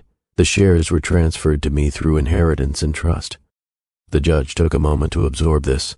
Byron stared at her, eyes wide, mouth slightly open. He couldn't process the words. Majority shareholder? Inheritance? Her father? He had always believed she came from a quiet, modest background. She never flaunted wealth, never mentioned ownership, never hinted at anything beyond her role as an employee. Your Honor, Anna continued, I chose to work under my married name, Anna Williams, and not reveal my ownership for personal reasons. I wanted to build my life with authenticity, not status. The judge nodded slowly. Understandable. Byron could hardly breathe. Anna's voice remained calm. However, given the circumstances of this divorce, and the misrepresentation implied by my husband's repeated claims that he built and ran the company independently, I felt compelled to provide these documents. The courtroom felt utterly still. The judge shuffled through the pages again. These certificates verify you own 62% of Maxim Tech's shares. The trust letter confirms you were designated successor to your father's leadership in the company. He set the papers down and looked directly at Byron. Mr. Williams, were you aware of your wife's ownership? Byron opened his mouth, but nothing came out. His throat tightened. His eyes darted toward Anna, desperate for some explanation that made sense. The judge raised an eyebrow. So you have been serving as CEO under the authority of your wife, even if unknowingly. The statement struck the room like lightning. A low murmur rippled through the gallery. People whispered, shifting in their seats, eyes widening. The judge's words echoed with a kind of weight Byron had never felt before, an inversion of power he never imagined possible. Byron felt the floor beneath him shift. Everything he built, his pride, his reputation, his authority, felt suddenly fragile. Anna stood still, letting the truth settle naturally. There was no smugness, no triumph, no malice. She was simply unmasking reality. Your Honor, Byron said suddenly, trying to gather himself. This is unexpected, but it doesn't change the fact that I've been running the company successfully for years. The judge studied him. That may be true, but public record will reflect that you were working under your wife's ownership. That fact is now part of this proceeding. Byron stiffened, his jaw locking. Anna added softly, I never intended to embarrass Byron, but I refuse to let this marriage end with misunderstandings about who contributed what to our life. I entered this marriage honestly. I worked hard at Maxim Tech without ever revealing my last name or inheritance. I wanted a real marriage, not one where I was treated as less than. Her words were not sharp, but they cut him more deeply than any accusation. The judge nodded. This documentation clearly establishes your ownership and legal standing. It will be entered into public record. Byron's grip tightened on the table. Public record. He could already imagine the board's reaction, the employees, the investors, the press. His entire image, professional, powerful, respected, now had a crack right through the middle. He swallowed hard. Your Honor, this isn't fair. She hid this from me. Anna finally turned to him. Her eyes were steady, unwavering. I hid nothing that affected our marriage, she said. My inheritance didn't make you neglect me. It didn't make you belittle me. It didn't make you choose someone else's company over your own home. Byron inhaled sharply. You treated me as if I were ordinary, Anna continued quietly, when all along you never even bothered to ask who I really was. The judge cleared his throat, shifting his attention back to the documents. Mr. Williams, whether or not you feel deceived, the ownership structure predates your marriage and your employment at the company. Legally, Mrs. Williams did not owe you disclosure of her inheritance unless it became relevant, which evidently it is now. Byron felt heat rise to his face. He looked down, shame twisting through him. The judge continued, furthermore, the existence of these documents, when combined with the evidence of marital misconduct, will influence the court's decision. Byron's chest tightened. He looked like a man watching the walls close in around him. The judge tapped one particular page. This letter from your father-in-law outlines his intention for his daughter to inherit primary authority over Maxim Tech. It appears she has honored his wishes while maintaining a modest life. Anna nodded. I never wanted the power to overshadow my marriage, but I refused to let my identity be erased. There was something profound about those words. More murmurs rippled through the gallery benches. Across the room, another layer of humiliation washed over Byron. He remembered the receipt, the one with Carla's name. He remembered the dinners, the text messages, the lies, the emotional withdrawal. Now, those choices weren't just personal mistakes. They were public. They were documented. They were part of the official record in a courtroom full of witnesses. Someone in the gallery whispered, Isn't Carla the one he was seen with at Stella's? Byron tensed, his shoulders rising defensively. Anna didn't flinch. The judge glanced toward the gallery. Order. Silence returned. Byron tried again to salvage semblance of dignity. Your Honor, whatever happened between my wife and me, it doesn't negate my accomplishments or leadership at Maxim Tech.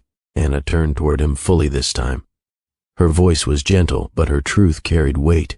"You were a capable CEO," she said, "but capability doesn't erase accountability." Byron stared at her, chest rising and falling unevenly. The judge nodded thoughtfully. "We are nearing the end of this segment of the hearing.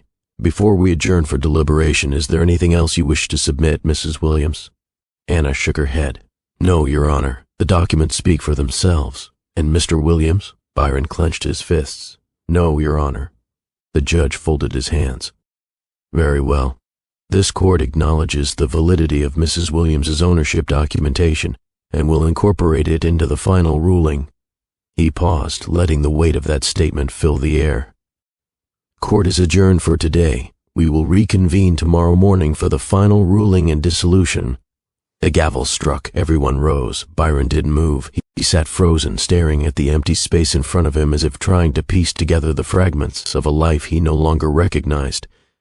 Anna gathered her folder calmly, her every movement poised. She did not rush. She did not stumble. She did not waver. Her truth had finally been spoken, and Byron was left to face the wreckage his own choices had created. The next morning, the courthouse looked different to Anna. Still tall, still imposing, but no longer intimidating. It stood now as a place of closure, a place where she would reclaim the final piece of her freedom. She walked up the steps with deliberate calm, dressed simply but professionally, her black folder held firmly against her chest. The late morning sun caught the edges of her hair, giving her an almost ethereal glow.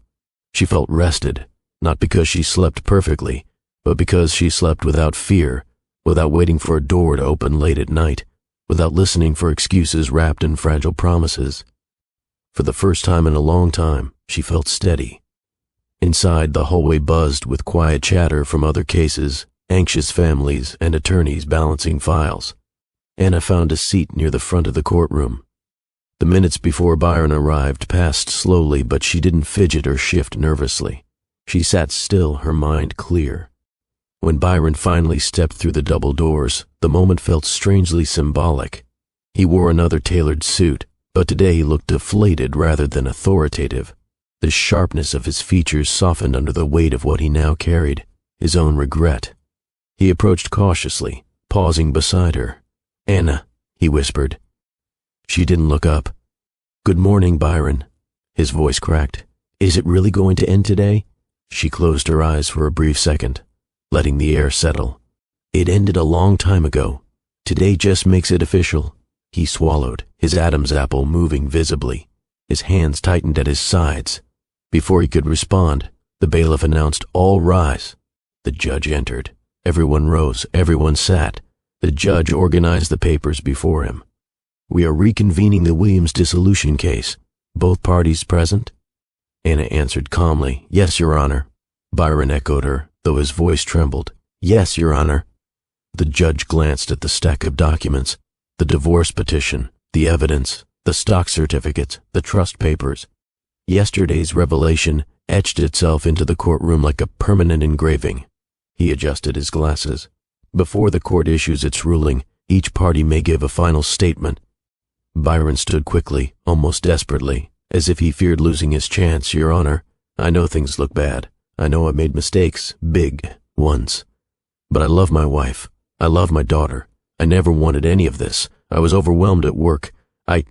He faltered, inhaling shakily. "I didn't handle things right.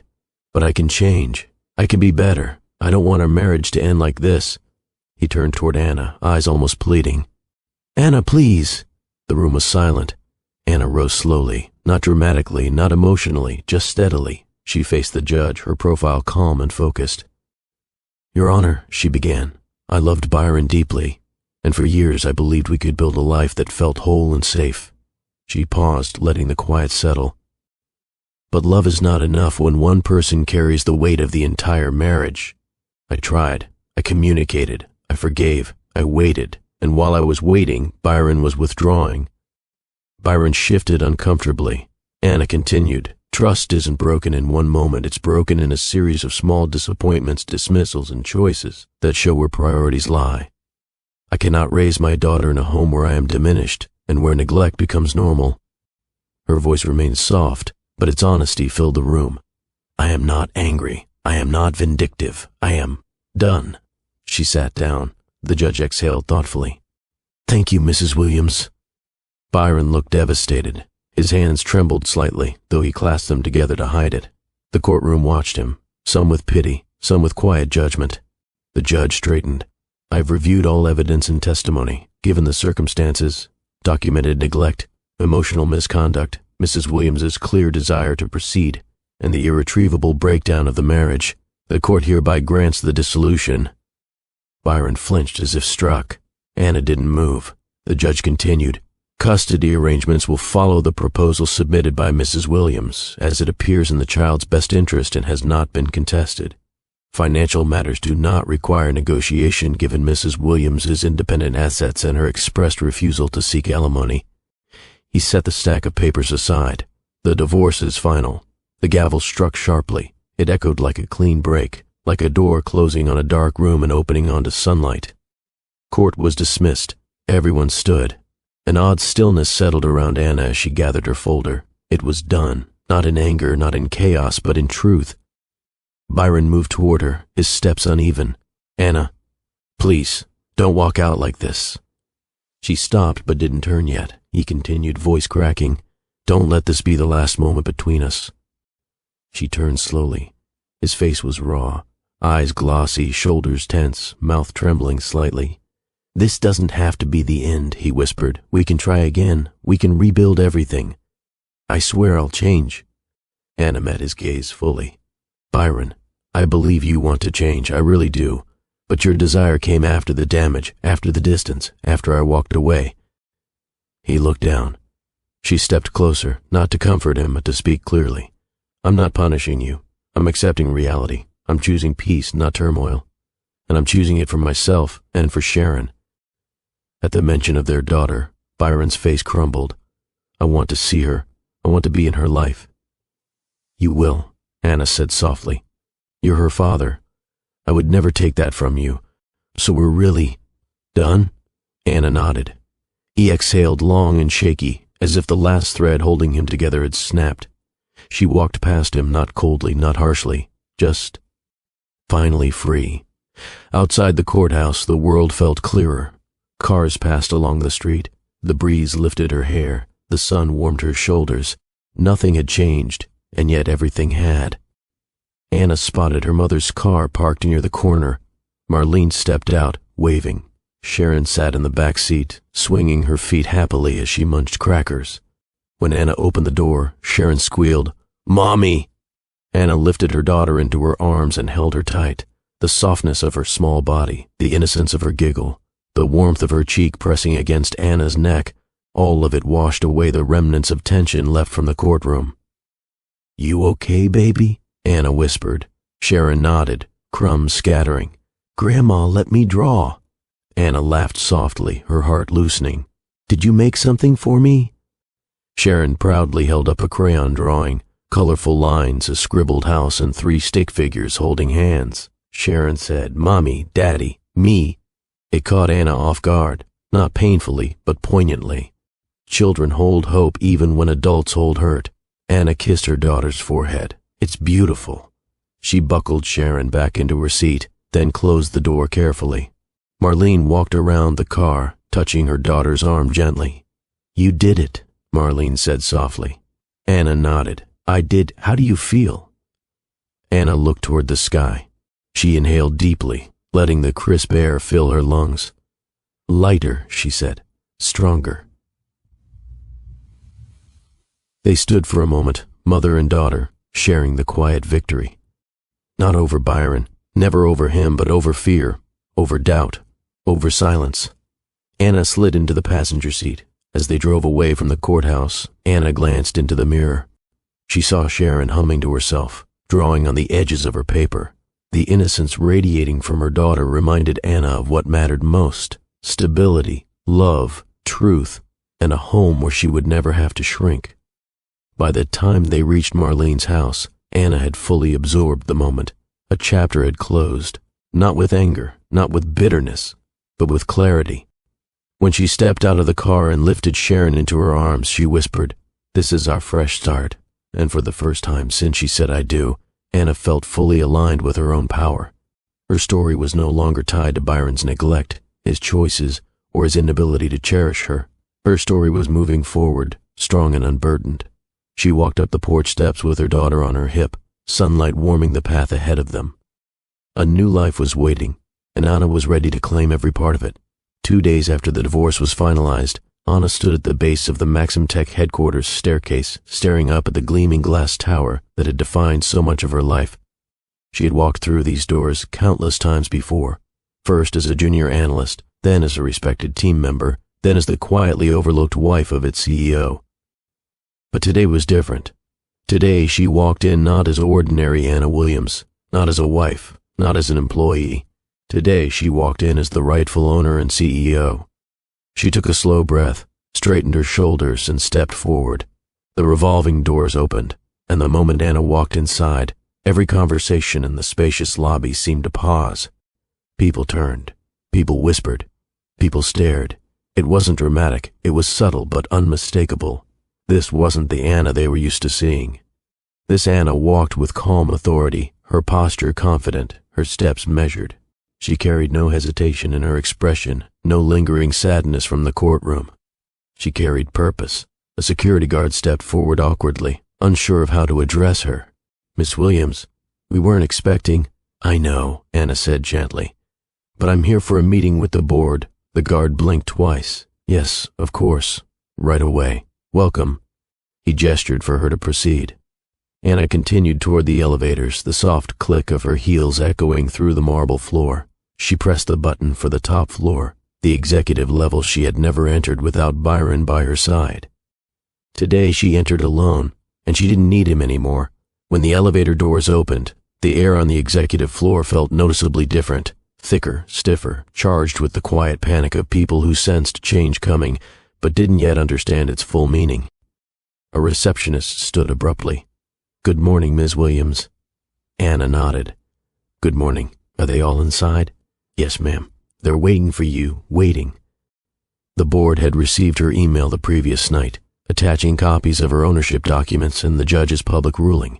Responses had varied: shock, disbelief, apology, confusion. But the end result was the same. Everyone was here. Anna walked toward the double doors of the boardroom. Her hand hovered over the handle for a moment, not out of fear, but out of recognition. She remembered the years she spent preparing presentations for rooms like this.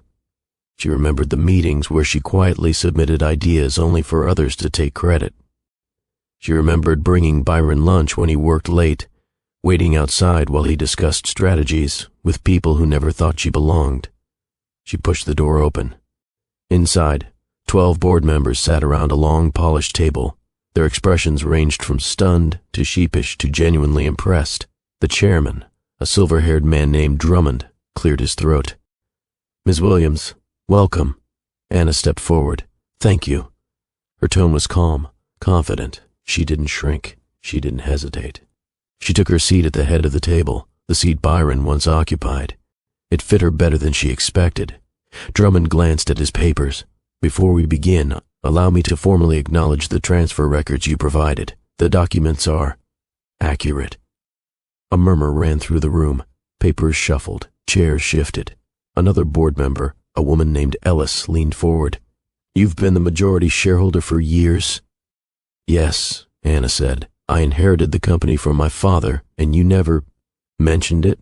"I didn't want my position here to be influenced by wealth or hierarchy," Anna replied. "I wanted my work to speak for itself." Most board members looked embarrassed. They exchanged glances that showed regret for the years they overlooked her, dismissed her, or simply never bothered to pay attention. Drummond nodded slowly. "Your humility is admirable, but circumstances now require transparency. As majority shareholder, what are your plans for leadership?" Anna folded her hands gently. "I intend to assume the position of CEO." A silence followed, long enough to feel like a slow exhale from the entire room. Some members stiffened, others cleared their throats, but no one challenged her. After all, her ownership was legally uncontested, and given the public exposure of Byron's misconduct during the divorce proceedings, no one dared resist her appointment. Drummond spoke again. "A formal vote is usually required, but given your majority status, Your decision stands. Congratulations. CEO Williams. Anna nodded respectfully. Thank you. The words echoed in her chest. CEO Williams. She had worn many titles over the years. Wife, mother, analyst, caretaker. But this one fit with a sense of destiny. Not from greed, not from pride, but from the truth of who she had always been. As the meeting proceeded, Anna outlined her vision. Maxim Tech, she began, has always thrived on innovation. But innovation requires people, not just systems, codes, or projects. For years, our internal culture has neglected the very individuals who make this company successful. Several board members shifted, uncomfortable. She continued, that stops now. Effective today, Maxim Tech will prioritize ethical leadership, transparency, and support for all staff. She clicked a small remote, revealing the presentation she prepared. Even though she was CEO by right, she still showed up ready to work. Her reforms included updated parental leave policies, on-site childcare programs, strict anti-harassment enforcement, equity-based mentorship opportunities for women, new pathways for minority employees to gain leadership training. She explained each point calmly, clearly, and confidently. Marcus, seated at the far end of the table, stared at her with open admiration. When she looked at him, he gave her a subtle nod, the same encouraging smile he always offered when she still worked in marketing. But today, it held even more warmth. After the presentation, Drummond cleared his throat. This is ambitious, he said, and long overdue. Another board member spoke up. Agreed.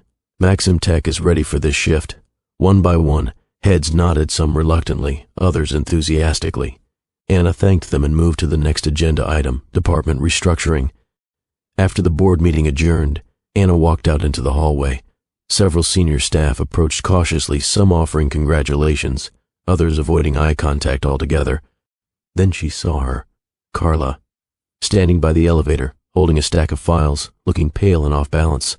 The confidence she once flaunted around Byron was nowhere to be found. Her eyes widened slightly when she saw Anna. For a moment, neither spoke. Carla lowered her gaze. Ms. Williams, Anna approached her calmly. Carla, I didn't know, Carla whispered. I swear, if I had known you were... Anna stopped her with a gentle lift of her hand. Your relationship with Byron is not my concern anymore. The divorce is final. Carla swallowed hard. I'm sorry, Anna nodded once. I'm not here for apologies. Carla straightened, bracing herself for what came next. Anna held her gaze. But I am here for accountability. Effective immediately, you will be moved out of the marketing leadership rotation and placed under review for professional conduct. Carla's face faltered. Ms. Williams, please, I need this job. You'll still have employment, Anna clarified, but leadership requires integrity. You and Byron crossed professional boundaries that damaged the work environment. I will not allow that to continue. Carla nodded slowly, shame coloring her expression. I understand. Anna stepped past her, not cruelly, not vindictively, just firmly. Carla was a consequence, not a target. As Anna continued down the hall, employees watched her with new eyes, not as someone who once blended into the background, not as Byron's wife, but as the leader of their company. A woman with strength, a woman with authority, a woman who refused to be diminished. Later that afternoon, Anna visited her new office, the penthouse-level workspace once occupied by Byron. She opened the door slowly.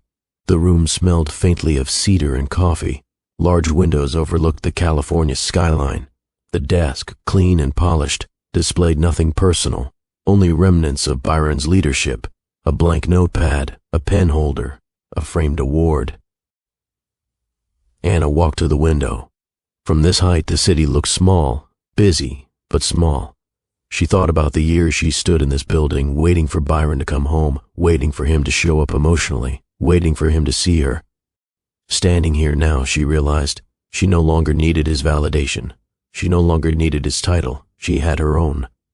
She sat down in the CEO chair, the chair that had never belonged to him in the first place. A knock sounded against the doorframe. Anna looked up as Marcus entered. CEO Williams, he said with a bright smile. That has a nice ring to it. She chuckled softly. It still feels surreal. You earned it, he said. Even without inheritance, you earned it. Anna appreciated that deeply. Marcus stepped closer. "If you need anything, support, coordination, coffee, I've got you." "Thank you," Anna replied. "I'll need reliable people around me." He nodded. "You always have been reliable. Now you get to lead with that same heart." Anna smiled, genuinely. When Marcus left, Anna turned her chair toward the desk. She opened her planner and began writing her first directives as CEO. Each stroke of her pen marked the beginning of something new, something grounded in justice, values, and truth. Her phone buzzed. A message from Marlene. "Sharon says she wants pancakes tonight. Extra sugar." Anna laughed softly, warmth filling her chest. Her daughter was waiting. Her new life was calling, and she was ready for all of it. With the skyline glowing behind her and her signature drying on her first set of executive reforms, Anna Williams embraced the first day of her leadership with quiet, undeniable power. Anna arrived at Maxim Tech the next morning before sunrise, long before the building buzzed with the footsteps of analysts, engineers, and staff members who filled the hallways each day. She stood in the parking lot for a moment, hands wrapped around a warm travel mug, watching the sky shift from deep blue to soft gold. The early hour didn't feel heavy. It felt refreshing. It felt like clarity.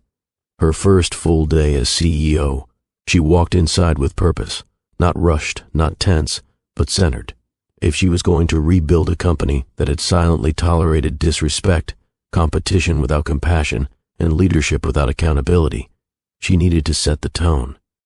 At the security desk, the guards greeted her with a level of respect she hadn't received before. "Good morning, Miss Williams."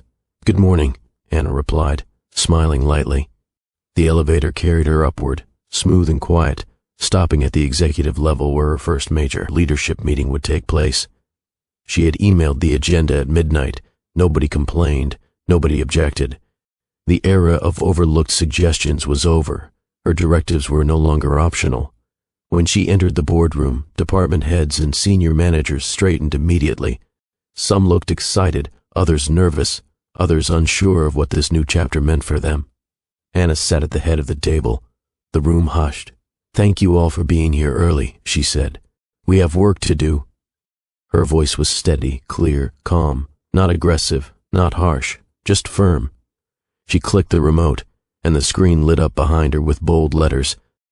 "A people first, Maxim Tech." She let the words sit in the air for a moment before continuing.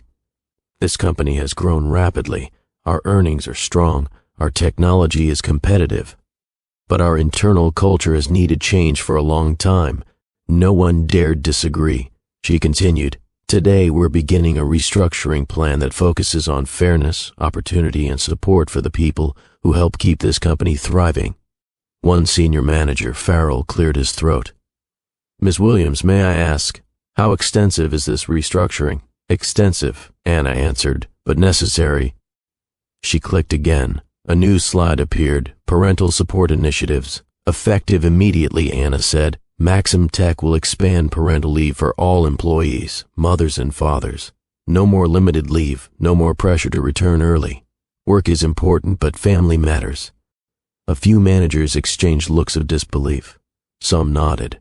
One woman at the far end wiped a quick tear from the corner of her eye. Anna continued, "We're also opening an on-site childcare center on the second floor. Parents shouldn't have to choose between career and their children." The room buzzed quietly with murmurs, positive ones. A young manager spoke up. This will change lives, Ms. Williams." "That's the goal," Anna replied gently. The next slide appeared, harassment accountability and leadership conduct standards. Attention shifted in the room. Everyone knew why. "Professional conduct has been inconsistent at leadership levels," Anna said. "Relationships that interfered with workflow, disrespect, misuse of authority. That ends today." Carla, sitting stiffly near the middle of the table, lowered her gaze. She said nothing. She didn't argue. She didn't defend herself. She simply listened. "Leaders must be examples," Anna stated. "Any supervisor who misuses their position, belittles staff, or violates conduct guidelines will be held accountable immediately. No exceptions."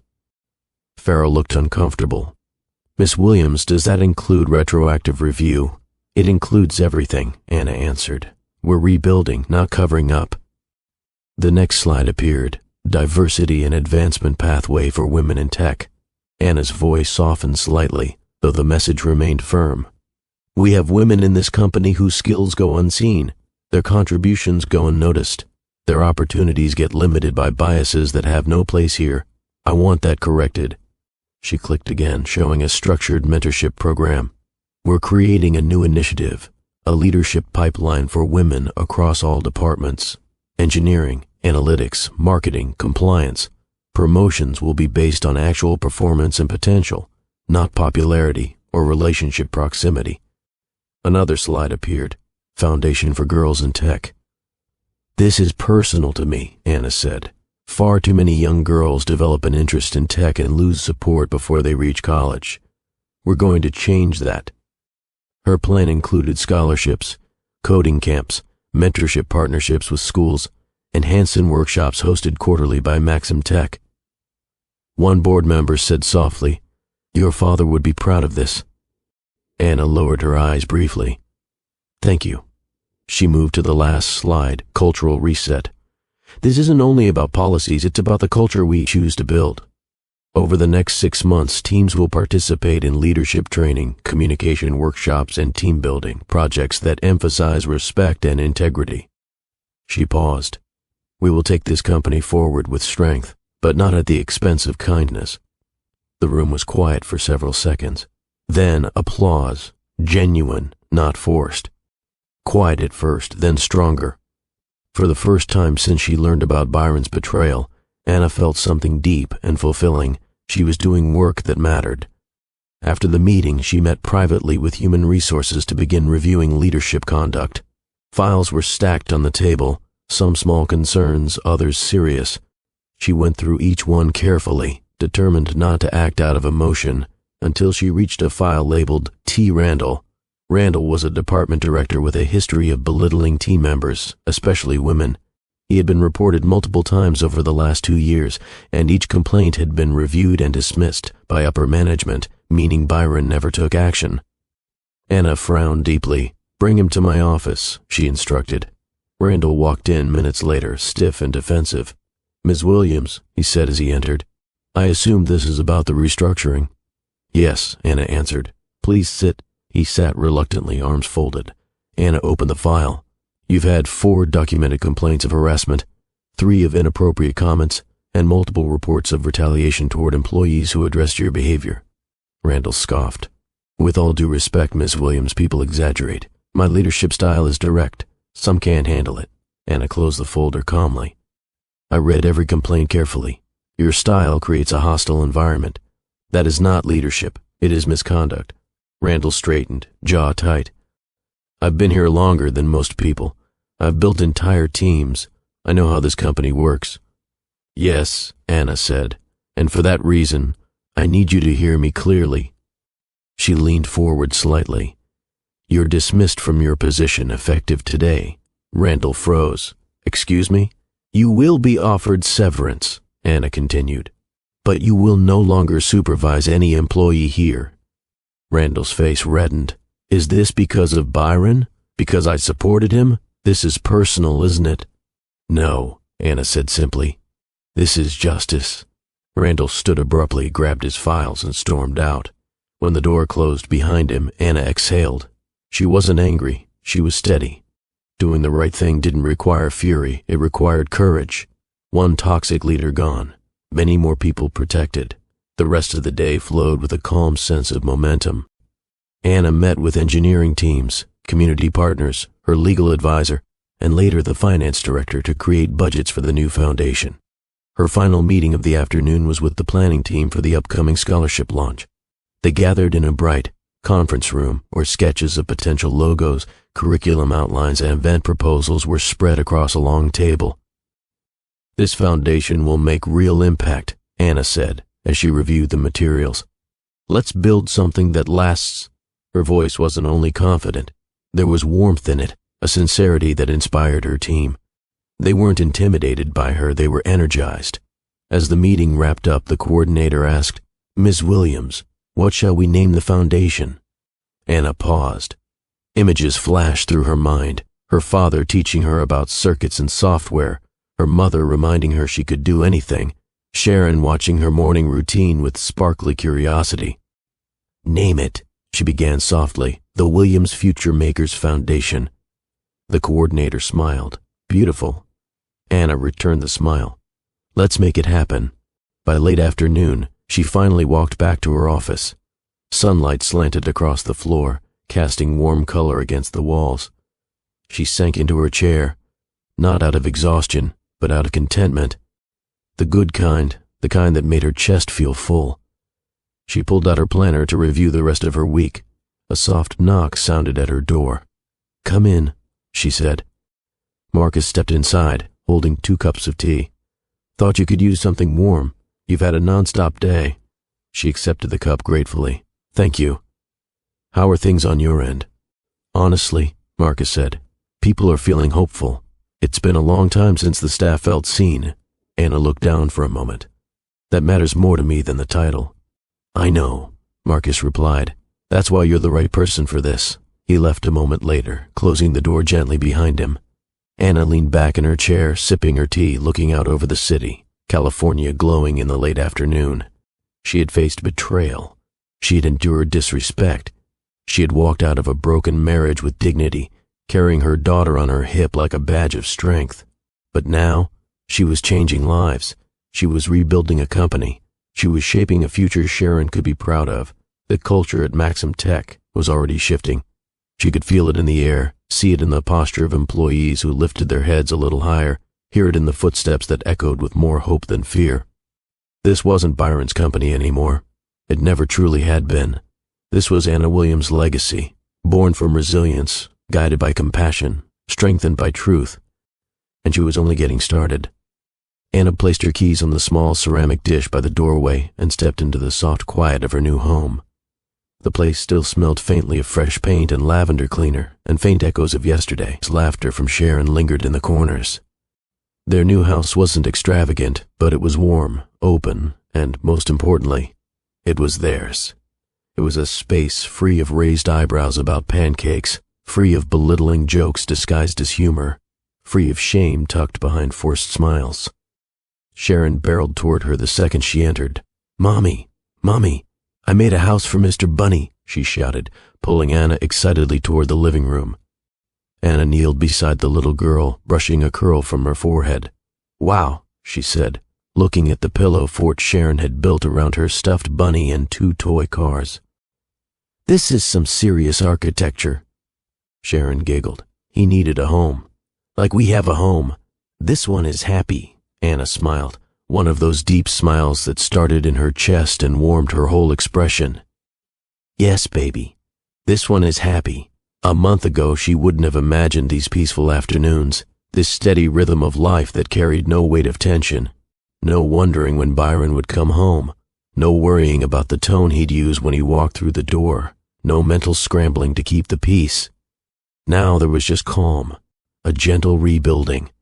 Anna hung her blazer on the back of a chair and stepped into the kitchen. Sharon followed, dragging Mr. Bunny in a blanket behind her.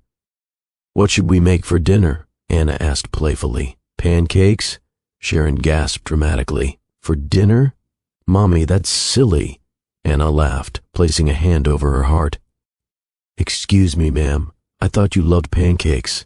"I do," Sharon grinned, "but not for dinner." Okay, Anna said with a wink. "We'll stick to actual food." This was how she healed, through small, unhurried moments, through gentle teasing, through routines rebuilt from scratch, through finding joy in the everyday. She didn't need a dramatic transformation or a sudden burst of confidence. Healing came quietly, like sunlight inching across a room. She opened the refrigerator and pulled out ingredients for pasta. Sharon climbed onto her step stool to help stir things that didn't really need stirring. Anna didn't mind. She loved it. She loved the normalcy, the life she was building for Sharon, for herself. As the pasta boiled, she stepped aside to check her phone. A message from her mother, Marlene, appeared on the screen. "Proud of you. Dinner Sunday? I'll make peach cobbler." Anna smiled at the warmth in those simple words. Her mother had been her anchor, her reminder that even when life became tangled, love could steady everything. Anna texted back. Wouldn't miss it. Sharon will bring Mr. Bunny. Her mother replied instantly. Lord help us. Anna chuckled softly and slipped her phone into her pocket. Mommy, Sharon asked, can I stir now? Go for it, Anna said. Sharon grabbed the wooden spoon with both hands, stirring dramatically while humming something that resembled a nursery rhyme. This was the life Anna wanted. Simple, honest, peaceful. Later that evening, after dinner was finished and dishes were washed, Anna carried Sharon to the couch. They curled up together beneath the soft blanket while a family movie played in the background. Sharon leaned her head against Anna's arm, thumb in her mouth, eyes growing heavy. Mommy, she whispered sleepily. Yes, sweetheart. You're happy now. Anna's breath caught gently, not from pain but from recognition. Children saw everything. They felt everything, even the things adults tried to hide under forced jokes and strange smiles. Anna kissed the top of her daughter's forehead. I am, she said softly. And do you know why? Sharon rubbed her eyes. Because we have pancakes? Anna laughed quietly. That's definitely part of it. The real reason, though, was deeper. She was happy because she finally saw herself clearly, because she stepped out of a role she once believed she had to endure, because she refused to let disrespect shape the rest of her life, because she understood, finally and fully, that choosing peace wasn't giving up, it was choosing herself, and choosing Sharon. That night, after tucking Sharon into bed, Anna stood by the window. Her view overlooked part of the city, the quiet neighborhood she used to pass without noticing, the small businesses glowing faintly in the night, the streets that felt calmer at this hour. She breathed deeply. Tomorrow, she would walk into Maxim Tech again. She would approve budgets for the new foundation. She would finalize staff changes. She would meet with engineers about the mentorship program. She would keep shaping a company culture built on fairness, and she would do it without the weight Byron once placed on her. Speaking of Byron, far across the city he sat alone at his dining table, if it could even be called his anymore. Empty plates from takeout sat before him. The house felt bigger than it ever had, and colder, too. He held his phone in his hands, staring at the contact labeled Anna, thumb hovering but never pressing. He had watched her rise these past weeks, not by stalking, not by showing up uninvited, but through the news, through whispers around the company, through board members who used to flatter him and now spoke her name with a respect they had never shown her before. He heard about the new child care center. He heard about the expanded parental leave. He heard about the foundation. He heard that people were excited to come to work for the first time in a long while. He heard that the company seemed lighter without him, and every piece of good news cut him with clean honesty. He lost her. He lost the woman who tried to offer him kindness even when he didn't deserve it, the woman who made him pancakes with walnuts and honey, the woman who carried their daughter and still found ways to smile at him through exhaustion. He lost more than his marriage. He lost the chance to be respected by the one person who believed in him until it hurt her. But this story wasn't about Byron's regret. It wasn't about his redemption. It wasn't about him earning anything back. It was about Anna stepping into the life she deserved long before she knew she had the strength. A week later, Anna hosted her first company-wide meeting, an informal town hall held in the central atrium of Maxim Tech. Employees gathered in clusters, chatting excitedly. The hum of conversation felt different now, threaded with positivity rather than fear. When Anna stepped onto the small platform prepared for her, the room quieted. "Good morning," she said warmly. "Thank you all for being here." She looked over the sea of faces, analysts, developers, engineers, admins, interns, people who had once walked past her without realizing she carried the very shares that shaped their careers, people who now looked at her with real admiration. "I took on this role because this company matters," Anna continued. "But more importantly, the people who work here matter. Your well-being matters. Your growth matters. Your families matter. And your voices matter." Employees exchanged surprised looks, not because the words were extreme, but because they were rare. "We're building something new," Anna said. "A place where everyone has a fair chance. A place where respect isn't optional. A place where success isn't measured only by numbers, but by how we treat one another." Applause swept through the atrium. At the back of the crowd, Marcus stood with his arms crossed lightly, smiling with genuine pride. He had always believed in Anna's potential. Now, the entire company could see what he saw. As the meeting wrapped up, several employees approached Anna to shake her hand or thank her. A few shared stories about struggling with childcare or juggling work and family. One young woman admitted she had nearly quit 6 months earlier due to a toxic supervisor, but now she felt hopeful again. These conversations fueled Anna's heart more than any stock portfolio ever could. By the time she left the office for the day, she felt full, tired, yes, but fulfilled in a way that felt meaningful and lasting. That evening, she picked up Sharon from daycare. The child ran straight into her arms, squealing with joy. Anna scooped her up, spinning her gently. "Mommy, Mommy, guess what?" Sharon said breathlessly. "What?" Anna grinned. "I drew you a picture." Sharon held up a crayon drawing 3 stick figures, Anna, Sharon, and Mr. Bunny. Above them, in uneven letters, it read, "Our happy home." Anna's throat tightened. "Baby," she whispered, kissing Sharon's head. "It's beautiful." They drove home together, music playing softly, windows cracked slightly to let in the evening breeze. Everything felt peaceful. No tension, no fear, no uncertainty.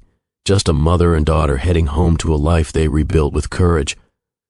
Later that night, after reading Sharon a bedtime story and settling in on the couch, Anna reflected on how far she'd come. She had walked through loss, humiliation, heartbreak, and emerged with something far greater than she expected. She didn't want revenge. She didn't want Byron back. She didn't even want to prove anything anymore. She wanted peace. She wanted purpose. She wanted to raise her daughter with kindness and strength, and she had all of that now. She whispered softly to herself, "This is only the beginning," and she meant it. Anna Williams wasn't just rising, she was becoming whole.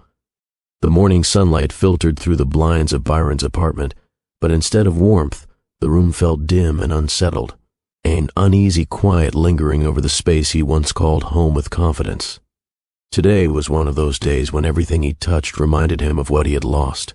The kitchen counter still held a coffee maker he rarely used. The dining table still had 2 placemats for no reason at all, and the hallway still echoed faintly, even though no child's footsteps had run through it in weeks. Sharon's laughter used to bounce through this place at least every other evening. Now, it was just a memory. Byron sat on the edge of his couch, staring at the silent television screen. He hadn't turned it on yet. He wasn't sure he wanted to. News reporters had been discussing the recent shifts at Maxim Tech all week, praising leadership changes, celebrating new programs, and indirectly pointing toward the downfall of the former CEO whose pride once filled boardrooms. He didn't need to hear it again. His phone buzzed on the table beside him. He hesitated before picking it up. A small part of him still hoped it could be Anna, though he knew that hope was nothing but self-made delusion. But it wasn't her. It was another email from the executive committee. Subject: final notice, transition requirements. Byron exhaled slowly. He already knew what it would say. He opened it anyway. "Dear Mr. Williams, as discussed, please submit remaining company property by Friday. Your access credentials will expire. Your office will be reassigned. Thank you for your past contributions. Past."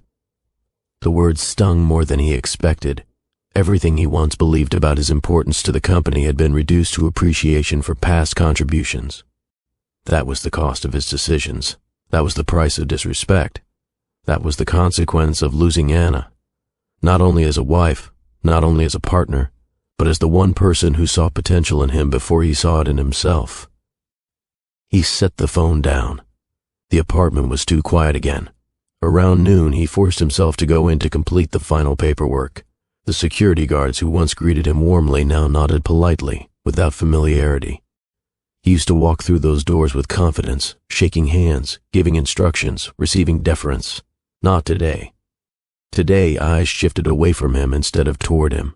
Conversations paused when he stepped into the hallway. A few people offered awkward, sympathetic smiles, the kind given to someone who had lost far more than a job, and that made his stomach twist. He took the elevator to the executive floor. He expected to feel anger, maybe bitterness, but instead, what he felt was hollow, completely hollow. His former office door was still open. Inside, a few members of the facilities team were boxing his belongings. Framed certificates, old notebooks, pens engraved with his initials. He walked in quietly. "Mr. Williams," one of them said, surprised. "We can finish this." "It's fine," Byron interrupted softly. "I'll take care of it." They paused, then nodded respectfully before leaving him alone. He picked up one of the frames. It was a photo from 2 years ago, him standing in front of Maxim Tech's entrance on a company anniversary celebration day. His smile was wide, his posture confident.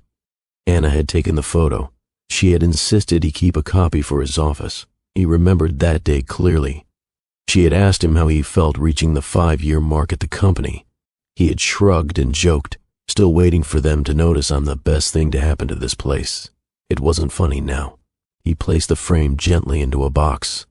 On the corner of the desk lay something that stopped him cold, a small sticky note Anna had once written and left there before she started working remotely after Sharon was born. "Believe you can do good today. A." He held the note carefully between his fingers. The handwriting was unmistakably hers, gentle, curved, hopeful. Back then, she had truly believed in him. She believed he could be a better man, a better husband, a better leader. She believed he could evolve. He had wasted that belief, betrayed it, stepped on it. All because he couldn't handle the weight of his own insecurities. He folded the note and placed it in his pocket. As he was packing the last of his things, Carla appeared at the doorway. Byron's chest tightened. She looked nothing like the vibrant, confident woman she had been when he first fell into their flirtatious exchanges. Her expression was stiff, nervous, uncertain. "Byron," she said quietly. He didn't respond at first. He kept packing, methodically placing books into a box. "Are you ignoring me now too?" Carla asked, attempting a laugh that didn't land. Byron glanced at her finally. "What do you want me to say, Carla?" She shifted uncomfortably. "I think things got complicated. I didn't expect all this." "All this," he repeated. "You mean losing my family? Losing the respect of every person I work with? Losing the home I built? Or losing the company I ran because I acted like I didn't owe my wife loyalty?" Carla swallowed hard. "Byron, you're making it sound like everything was my fault." "It wasn't your fault," he said flatly. "It was mine." The truth sat between them with a weight neither could push aside. She took a step back. "I'm moving to another division," she murmured, "probably leaving the company soon." He nodded without emotion. "Take care." She lingered for a second, waiting for something, maybe validation, maybe connection, maybe a hint of the old Byron who once entertained her attention. She didn't get it.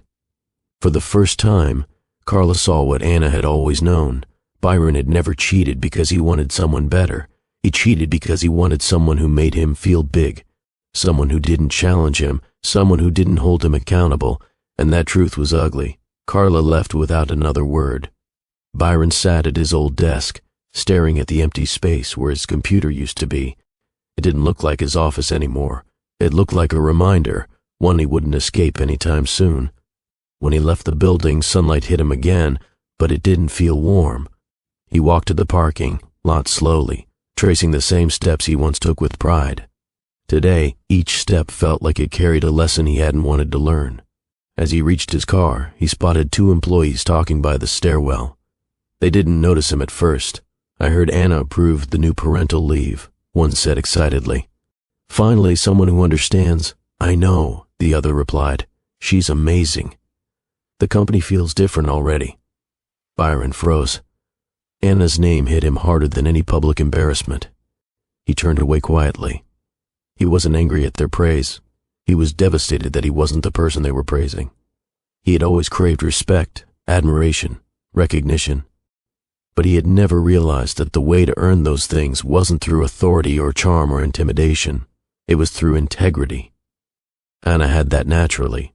He never appreciated it until he lost it. He drove home, barely noticing traffic lights or street signs, lost in thoughts he had avoided for too long. When he entered his apartment again, the quiet felt louder. He set the box down on the kitchen counter and leaned heavily against the edge, his head lowered. He finally allowed himself to confront the truth. He had mocked the one woman who loved him without conditions. He had mistreated the one person he should have built a life with. He had belittled the mother of his child. He had betrayed the wife who once brought him breakfast with walnuts and honey, not because he demanded it, but because she cared. He had torn apart a family, not with one explosive disaster, but with countless small acts of negligence. He deserved the consequences. No one took anything from him. He gave everything away. Later that evening, he walked into Sharon's old room. Her toys were gone. Her bookshelves were empty. The sunlight still painted soft colors on the wall, but the room felt hollow without her. He sat on the floor slowly. He covered his face with both hands. He didn't cry loudly. He didn't break down in chaos. He simply sat there, letting the silence fold around him, letting the regrets settle, letting the truth pierce through the denial he had built for years. He whispered one sentence into the empty room, the room that once held bedtime stories, laughter, and tiny footsteps. "I'm sorry, Anna." It was too late for apologies, but it was the first honest sentence he had spoken to himself in months. The next morning, he woke earlier than usual, not for work, not for meetings, but because his mind wouldn't rest. He took out a notebook from the moving box, the same notebook he once used for strategy meetings. Only this time, he didn't write quarterly goals or budget ideas. He wrote the mistakes he finally recognized. I stopped listening. I stopped appreciating. I stopped loving her the way she deserved. I let my ego speak louder than my integrity. I forgot the value of a family. He stared at the list for a long time. Then he added one more line. I will live with these consequences. He closed the notebook gently. His unraveling wasn't loud, wild, or destructive. It was quiet. It was steady. It was a man finally facing himself and realizing the life he destroyed was the one he should have cherished most. Byron leaned back in his chair, looking toward the window where morning light stretched through the curtains. This wasn't a punishment. This was clarity, and clarity, even when painful, had a strange way of reshaping a man. But this story was no longer about him rising again. This was about Anna, the woman he underestimated, the woman who walked away, the woman who rebuilt everything he broke, and the woman who no longer needed him in her world. Anna stood on the wide wooden porch of her home, watching the late afternoon sun dip low across the neighborhood. The sky looked soft, warm, and gentle, almost as if it reflected exactly how she felt on the inside. She had lived through storms, endured betrayal, walked through flames she never asked for, and yet here she was, standing tall, whole, and steady. Her mother, Marlene, eased herself into the porch chair beside her, exhaling contentedly as she placed a warm mug of tea on the little table between them. I told you, Marlene said with a soft smile. Peace hits different when you know you earned it. Anna laughed softly. Mama, you always make things sound so simple. That's because it is simple, Marlene replied. Hard, yes, but simple. You chose yourself. And look at you now. Anna glanced out at the yard where Sharon ran joyfully in circles with Mr. Bunny under one arm, singing a song she made up on the spot.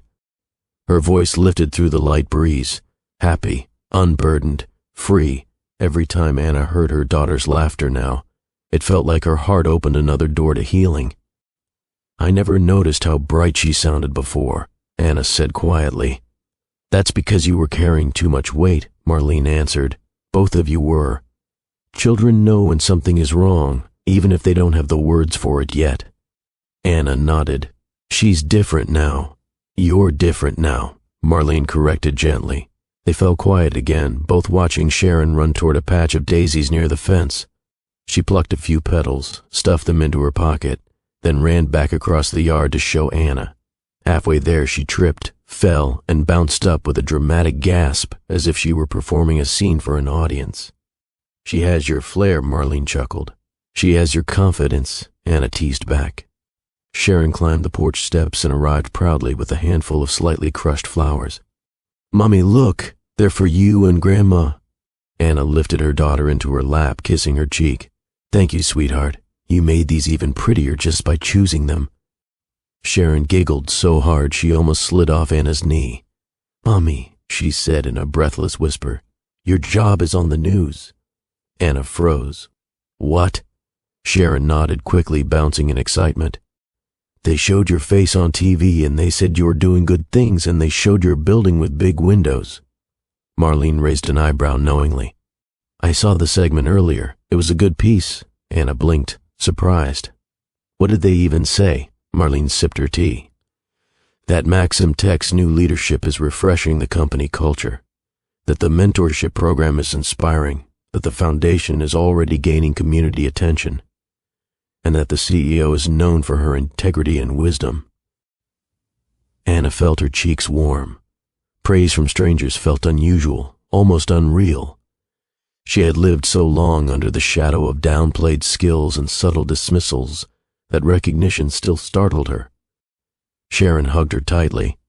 "You're a hero, Mommy." A laugh bubbled out of Anna. "Oh, sweetheart, I just want to make things better for people who work hard." Marlene leaned forward. "Baby, listen to me." Anna turned toward her mother. "You didn't just start a foundation, you started a mission. And people can feel that." Anna looked out across the yard again, letting the truth settle gently in her chest. "When I was sitting in that courtroom," she said slowly, "I didn't feel powerful. I just felt done, completely done. And that," Marlene said wisely, "was the moment you opened the door for everything that's happening now." Anna inhaled deeply, feeling the breeze lift her hair slightly. The next morning, Anna stood in front of a mirror in her bedroom, adjusting the lapel of her blazer. Today wasn't just another day at Maxim Tech. It was the official launch of the Williams Future Makers Foundation. She had stayed up late reviewing speeches but decided last minute to speak from the heart. She didn't want her message polished. She wanted it honest, genuine, human. Sharon peeked into the room with half of her cereal stuck to the front of her pajamas. "Mommy, you look like a boss lady," Anna laughed, bending down to wipe the cereal off her daughter's shirt. "I am a boss lady. You're the biggest boss lady," Sharon corrected proudly, lifting her hands for Anna to fix her braids. Once Sharon was ready, they headed out, Marlene already buckled in beside her in the back seat. It was symbolic, 3 generations riding together toward a legacy. When they arrived at Maxim Tech headquarters, the entire front courtyard buzzed with excitement. Banners hung across the entrance. Local reporters gathered near the podium. Dozens of employees stood waiting, smiling brightly when they saw Anna walking toward them. Marcus approached, handing her a small note. "We're ready whenever you are." "Thank you," Anna said softly. She meant it, not just for today, but for every moment he treated her with respect long before anyone else recognized her. Sharon tugged on Anna's blazer sleeve. "Mommy, can I sit in the front row?" "Of course," Anna replied, kissing her daughter's forehead. "You and Grandma get the best seats." Once everyone settled, Anna stepped up to the podium. The crowd quieted instantly. "Good morning," she began. Her voice was steady, warm. "Today is more than a ceremony. Today marks the beginning of opportunities we didn't have growing up." She scanned the audience, faces eager, hopeful, attentive. "I grew up with a father who believed in possibilities. He taught me how circuits worked when I was 8. He showed me that even the smallest ideas could shape the future." A gentle smile formed on her lips. "And now, I want every girl who dreams of working in tech, or leading a company, or building something meaningful, to know that she is not alone. She will not be overlooked. She will not be dismissed. She will be supported." Applause rippled through the crowd.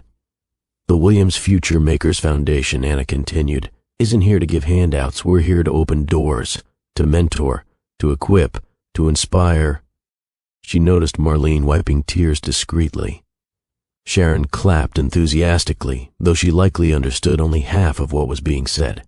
"And to the women already working here," Anna added, "you are the backbone of this company. Your effort, your courage, your ideas, they matter. They always have. Today we honor that." The applause grew louder. She closed her remarks with a quiet, heartfelt phrase. "This foundation is my promise, to the next generation, and to every woman who was ever told she wasn't enough."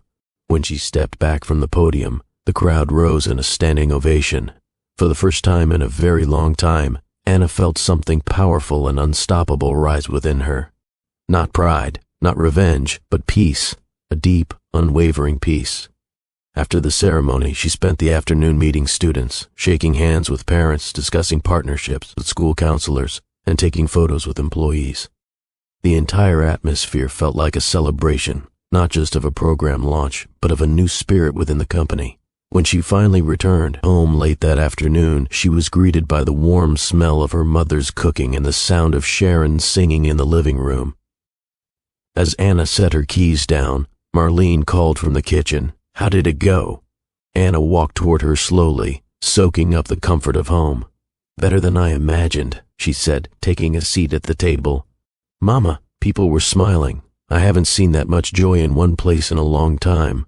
That's because you brought it with you," Marlene replied. Anna laughed softly. "Maybe," Marlene corrected. "You did." Sharon dashed into the kitchen, jumping into Anna's lap. "Mommy, I saw you on a big camera, and I waved, but you didn't wave back." Anna embraced her. "I didn't see you, baby, but I felt you there the whole time," Sharon giggled, leaning her head against Anna's chest. In that moment, Anna felt a quiet confidence fill her. Not the loud kind that demanded attention, not the artificial kind built on appearances, but the grounded kind, steady, whole, secure. She was no longer living in reaction to the pain Byron caused. She was living in response to the future she wanted to create, a life where her daughter thrived, a life where her voice guided change, a life where her decisions mattered, a life where she no longer apologized for being strong. Everything she once feared, loneliness, doubt, uncertainty, had transformed into something else entirely, purpose. As she tucked Sharon into bed that night, Sharon whispered, "Mommy, you had the biggest smile today." Anna kissed her forehead. "That's because I'm happy, sweetheart." "Are we safe here?" Sharon asked innocently. Anna held her daughter a little tighter. "Yes, baby, we're safe, we're loved, and we're building something beautiful together." Sharon nodded sleepily. "Okay." "I love you, Mommy," Anna whispered back. "I love you too." When she closed Sharon's door, Anna paused in the hallway, letting the soft glow from the night lights spill out across her feet. She had faced betrayal. She had faced disappointment. She had walked away from a man who never valued her. She had built a new life, step by step, moment by moment. And now, she was exactly where she belonged, at peace, in power, whole, and ready for whatever came next. The evening air drifted gently through the living room window as Anna folded a soft blanket over the back of the couch. The house felt warm, lived in, and peaceful, like a home that finally breathed along with her instead of tightening around her shoulders. The glow from a small lamp painted the room in a quiet golden calm as Sharon finished building her tower of colorful blocks beside the coffee table.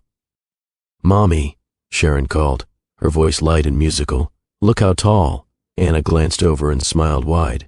"That's the tallest tower I've seen today." Sharon grinned proudly, lifting her hands into the air to demonstrate just how high she believed her creation reached. Then she leaned forward and blew on the top of the block tower. It wobbled dramatically, tilting back and forth like a tree in the wind. Sharon gasped, tripped backward onto her bottom, and burst into contagious laughter. Her joy, pure, bright, and unfiltered, filled the room in a way that still surprised Anna. It wasn't that Sharon didn't laugh before, but back then, laughter felt like something squeezed into the cracks between tension, something rescued in the moments when Byron wasn't raising his voice or criticizing whatever Anna had done wrong. Now, laughter arrived simply because happiness lived here. Anna knelt next to her daughter and tapped the tip of Sharon's nose. "You and your tower are the stars of this house." Sharon giggled again. "Mommy, guess what?" "What?" Anna said, matching her excitement. "I'm not scared of this house at nighttime." Anna paused. The innocence of the statement, the honesty, hit deeply. "You were scared before?" Anna asked softly. Sharon nodded, looking down at her socks. "When Daddy used to get loud, I didn't like it.